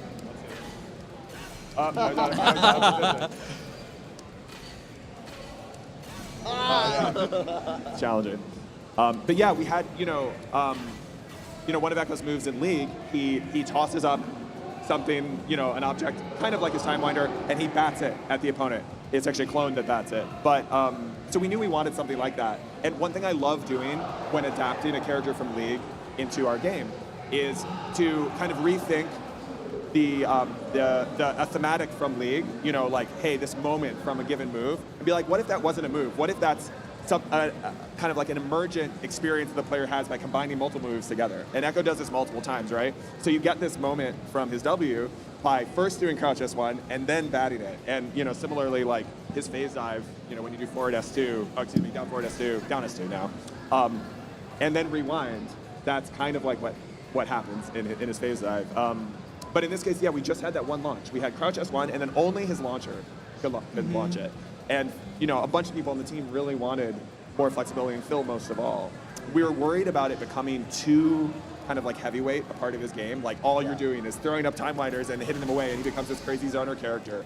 But again, sometimes, you know, those worries, you can get away with them just through iteration, right? You just do a lot of tuning, and you make sure that we really thought a lot about each of the paths when you hit the Time Winders, so that none of them covered too much space, none of them were too efficient in terms of frame advantage. Each of them had their own specific use case, so that Ekko doesn't want to just throw them out there and bat them, but he actually wants to go in. Yeah, I think even his charge jumping H will kind of send it behind him, which I'm not sure like practically has too much use, but But it's one of those like if someone ever uses that in a match, right? It's gonna be the most amazing thing. This is one of those things too, where it's like I don't anticipate this to like come up a ton in high level play, but it's one of those things. It's fun to play with. Yeah, and that's a good way to put it. Like shout outs to Apology Man and Brian F on our Red Bull stream last year, who like showed off Time Winder tennis and tried to see how long they could get this back and forth going of batting Time Winders, and I don't know, it's just like a little fun mini game, right? That Ekko gets. And, absolutely, and people get really surprised when they realize you can bat the Mega Time Winder as well. Yes, yeah. So you can do that with a super. I really like what you said about it just being fun to play with. Like, I think a really good principle of game design is like often you want to build the toy first. A toy is like a game without goals or rules, right? A toy is just something that's fun to interact with, that you want to put your hands on and manipulate, And so when you have a good toy, when you have a character that's fun to move with and fun to hit buttons with, that's a great starting point for making something that's actually interesting and deep and has good gameplay. It is a game. It is a game. Yeah, so people in chat were asking to see Ekko's taunt, so I was throwing it out there, but I just want to appreciate this so they can actually hear it on stream.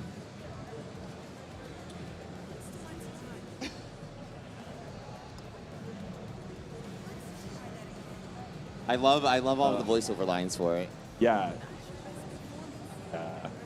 I love these taunts so much. And by the way, you can trigger taunts just by holding a direction during round start. That's a new thing. Good to know when you're messing around at home in Alpha Lab. Yeah, it's super cool, and I believe you can hit the R3 button, or I'm not sure what it is on keyboard, but in the round start as well to get a taunt out I think there. even just a direction will do That's it. one of the hidden Easter eggs I haven't seen people pick up on yet. Pre-round taunt, exactly. One thing that I'd really love to show is his ultimates, the 2 different versions of it. I think that's pretty cool. Yeah, Here, let's do it. I'll I guess let's do the base version first. Yeah. Let's do the base version first. Here, I'll let you do the inputs. Okay. Easy. It's easy. See, it's just so we're kind of trying to play with, multiple pieces of his kit here. And this was a collaboration with Yoon, the animator, and with John Lamb, our concept artist, kind of figuring out what this would be. A bunch of people contribute to these. And now if you just jump and then hit a button, we'll do that. Yeah, I'll do a jump heavy. Great. Okay. I want you a grounded heavy. Jump and then do a grounded heavy. Yeah.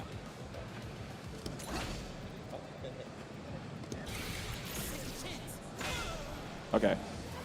Yeah, so this is a shout out to Ekko's launch cinematic, Seconds, which was a basically the way they show the character early on. Kind of over and over again, he's fighting this one enemy, rewinding time over and over as he gets beat down to find a way to finally defeat him. And it's a really awesome cinematic, and we wanted to capture some of those moments in the game. You actually get hit by your opponent, and then you get right back up again and you try it again. Now you know how to defeat them, and that's how you're able to dodge their attack. It's a little abstract, but I really enjoy it. We had some difficulties implementing it, didn't we? I think it's just there are a lot of edge cases in gameplay with this particular pattern. Because originally we discussed doing just a counter, but then we thought that was maybe too advanced to use fun at all levels of play, right? If I'm just starting out in fighting games and I do down S1 S2 and I expect something cool to happen, but I'm just in a pose for a counter. That's not very exciting, right? Exactly. So it's a strike and a counter. But you're right, it's a kind of a weird mix, and we ended up in situations, right, where it's you ended up countering something that's invulnerable, and then Ekko would kind of rewind, come back, and then try and swing, but they'd be in this invulnerable state, and we had 2 Echoes just yeah. So, and speaking of fun bugs, we actually at one point had you could get an infinite loop with two Echoes, doing the counters on each other back and forth forever. But yeah, so there were a lot of edge cases to iron out as we kind of put this thing together. But I think we're in a pretty good spot at this point. Yeah. Yeah, and one other thing I'll say is I think peek into another aspect of the development is some of these edge cases are still a bit of a problem. You'll definitely see cases where Ekko made the call out, he used it as a counter, and then because his opponent hit him really high up or something, he passes under them and this is huge attack, but he still whiffs it, right? And we've talked a lot about do we want that? Is that a form of mastery, or does that feel so random that we'd like to improve it? And so I can definitely see a world potentially where we end up trying to make this a little more reliable when you use it as a counter, right? A little more I got the counter, I get paid. you know? Yeah. So one of the most exciting moments is when you call, like, say someone does a wake-up ultimate, and you call their wake-up ultimate with yours as Ekko, Yeah. and then you send them back into the grave with his ultimate. Like, you didn't have to, but it feels good. But one of the interesting, like you said, like those interactions is with Yasuo. Like when I'm playing Yasuo against Ekko, I know that if I do my ultimate, even if he calls it, you get so much upward mobility on it that you're going to be safe on it. Yeah, exactly. But at the same time, like I know when I'm playing Yasuo, I'm like, I know that I can gamble this, and it's gonna not be as risky as if I was, say, on like Darius or something. Right. So that's also a really interesting layer of it. Yeah, it's really hard decision, right? Exactly. Every time you make something more consistent, you give up certain kinds of depth. And for us, it's about finding like where are the right kinds of depth, right? Where are the things that are fun to learn and master versus like, it's gonna be such a pain to learn this and not really that exciting, you know? It's always a question. Yeah. Yeah, and I feel like sometimes there's an expectation to maybe come out and be like, it's going to be this way. But I really feel like the entire team has been approaching it in a way of like, we're going to put it out there and we're going to see. Yeah. We're going to let it marinate. We're going to see what people say. And then we're going to, make a decision. Then we're also open to being like, maybe that decision is the first decision of many. Right. And that's what I really love about being a part of this team is that we're constantly iterating and growing. So I think, we talk a lot about how much we care about listening to player feedback, but there's a funny flip side to that, which is how much self-restraint it takes to be patient, you're right? Because everyone on the team is a perfectionist, right? Everybody wants to make the best thing imaginable. And sometimes, we're like, okay, I gotta fix this thing. But we're like, do we really know that that's the right choice? Like, we have a lot of great information, but we know that putting it in players' hands is gonna give us even clearer insight, right? Y'all are gonna know better, you're gonna show us what's real, what's good. And so sometimes we'll hold off on a change because we just want to wait to see, like, okay, this thing's cool. We want to put this extra polish on, but what if that's taking it the wrong direction? And then we finally learn from people like, oh, damn, like, we're so glad we waited, because people are actually really loving what's there already. Actually, like, one example of that I really, really like, we were talking about not too long ago, was, for the longest time, when the initial version of Ekko's S2s kind of fell into place, the clones did not last as long. So they really felt more like Rekkas. Like you didn't have much time to rewind and do the follow-up. And one of the adjustments you made, right, was to extend the lifetime of the clones, right? Yeah. When now you could finally create more space, reposition, get behind your opponent, put them between you and the clone, create more ambiguity, right? And that was a lot more exciting. Ekko became a lot scarier, right? But then there was this other problem where now the clone's all the way over there. Like if you and your opponent end up really far away from the clone, you can't hit S2 again without just rewinding. You could start landing a conversion, and you're comboing your opponent, and you suddenly can't use S2 anymore because you're just going to rewind back to a position and drop your combo. Yeah. And this was an issue for a long time. And we didn't have a chance to revisit this until we started working on the install super, because that really highlighted the problem.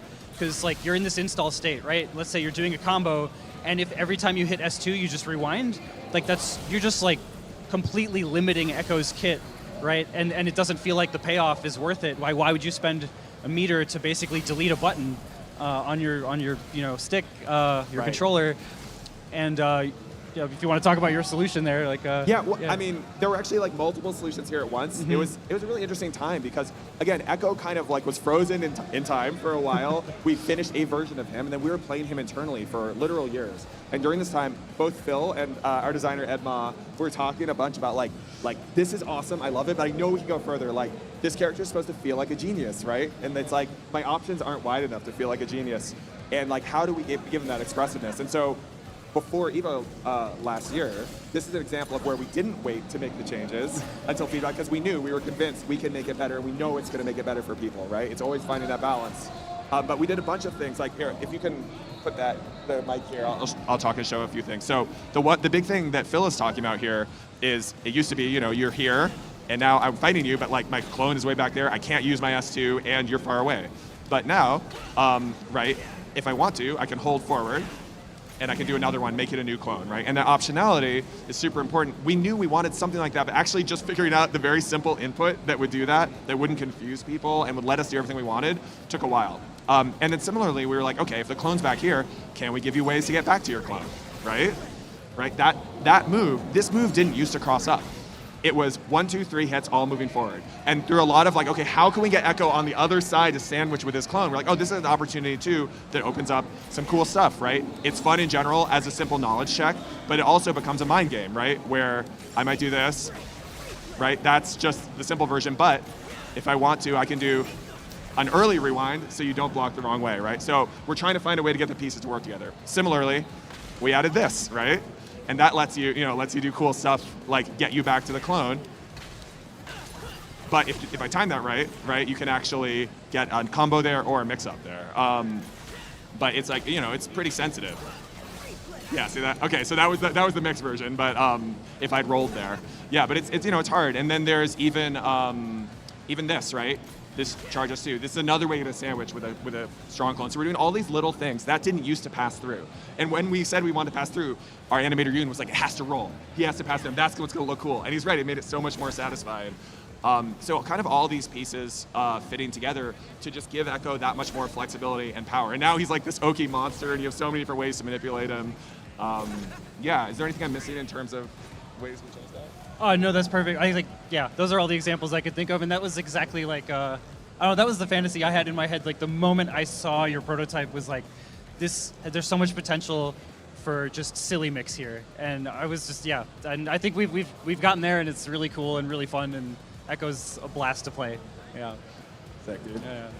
Yeah, one of the things too that just from playing Ekko a little bit that I noticed that maybe I haven't heard or seen too many people discover as well is that for a lot of the assists, there's 2 different assists, right?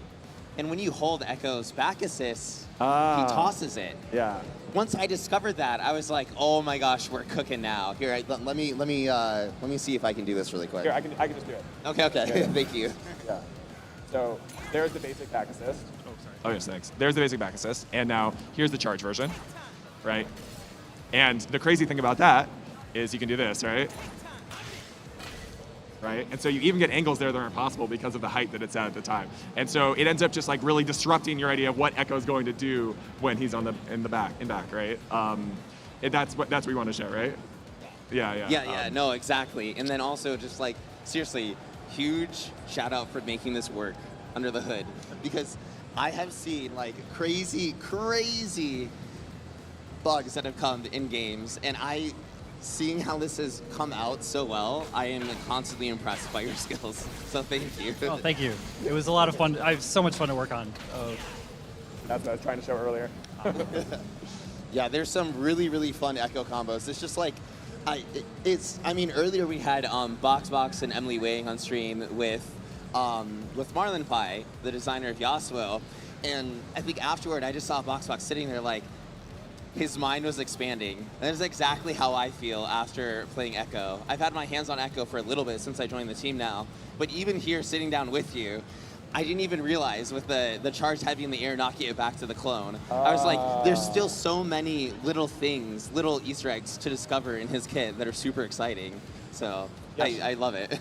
Shoutouts to the team for just like continuing on this character for so long and just like giving us the space and the inspiration to just keep improving it and getting it to the point where we can feel really proud of it, right? And hopefully we want players playing this character for like maybe decades, right? It's like, yes, and we'll improve it and stuff, but the bones of it have to be cool. The bones of it have to have that potential. Cool, so the last question that I had for you guys, and I'm gonna let you mull this over a little bit, and I think you might have touched on it, but what was the most surprising thing about Ekko? Was there anything that you went into Ekko really thinking that you knew about this character, and then once you started working on it, you were like, oh wait, maybe we were off base on that. Maybe it's actually this.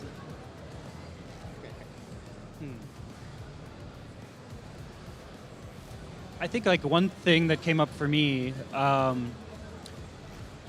like this kind of kit, right? It's like fairly complex. There's a lot you can do. And we were concerned for a while, like, is this going to be right for newer players? And I think we were delightfully surprised as this thing started to come together that some of the new people, not everyone on the team is like we have people who are kind of new to fighting games, and which is great because we can get their feedback and know the answer to that question, and they love Ekko. We did have to make some adjustments. Like I do remember, common thing to do when you're playing fighting games for the first time or you're new to it, right? You're gonna mash. And mashing S2 would get you this like weird, like you'd start to do an S2, would rewind before it's active. Yeah. And I remember you made a tweak though to make that more difficult. Like the timing now, if you want to actually get that, is pretty tight. So it's actually you can't buffer the rewind. right. Yeah, it would buffer. It no longer does. Yeah. But it's still possible. It's just kind of tight. So it's a fun little skill check, and that skill check does come in handy, So right? You can hard. bait parries and stuff. Yeah, exactly. That's what it's for. Yeah, but like then if you're a new player who's just mashing, you'll still get like LMHS2, right? You'll get the thing you expect. Right. Exactly. So there were some challenges, but I think overall the feedback was like, I'm new, I'm playing Ekko, and I'm having a lot of fun. Yeah, and actually I want to say that as like a recommendation to folks. One of the things we discovered with Ekko that's kind of funny is he actually, by the nature of his kit, he looks more complicated than he is. Because we knew he's a really appealing character. We wanted people to be able to play him of all skill levels. And so we designed him so that he has really simple stuff he can do that just works. If you sit down and actually try Ekko and focus on the core stuff, you're going to have a good time as a new player. But we admit, we realized in retrospect, okay, it looks pretty complicated, right? And like, we thought, some of this stuff was clearly meant to be the optional advanced stuff, right? Like the install. We're like, okay, the install is sort of the do not shred here for new players. We get that, right? Like, really wanted to be able to do stuff like this. Oh, so I missed the S1 there because the timing is so hard. But right, you kind of get this pattern. Wow. So basically, the install should, just give you a lot of flexibility and a lot of freedom, but players who don't want to engage with it don't have to. The point is when you see this, everybody has to engage with this. And so they think, oh, it's going to be super complicated, but it's not. You hit the button again, you can get mixed, you can get rewind. It's kind of the simplest thing, and it kind of smooths out over time. You just improve your skills as you go. So give it a try, and we'll keep that in mind as we move through future champions. One of the things that I really love about Ekko is we're on the pulse fuse right here. One of the coolest things is when you're in the pulse fuse, here, I'll demonstrate for you. This is, when you go with lights, you switch to mediums, then you can pick it up again with light into the medium.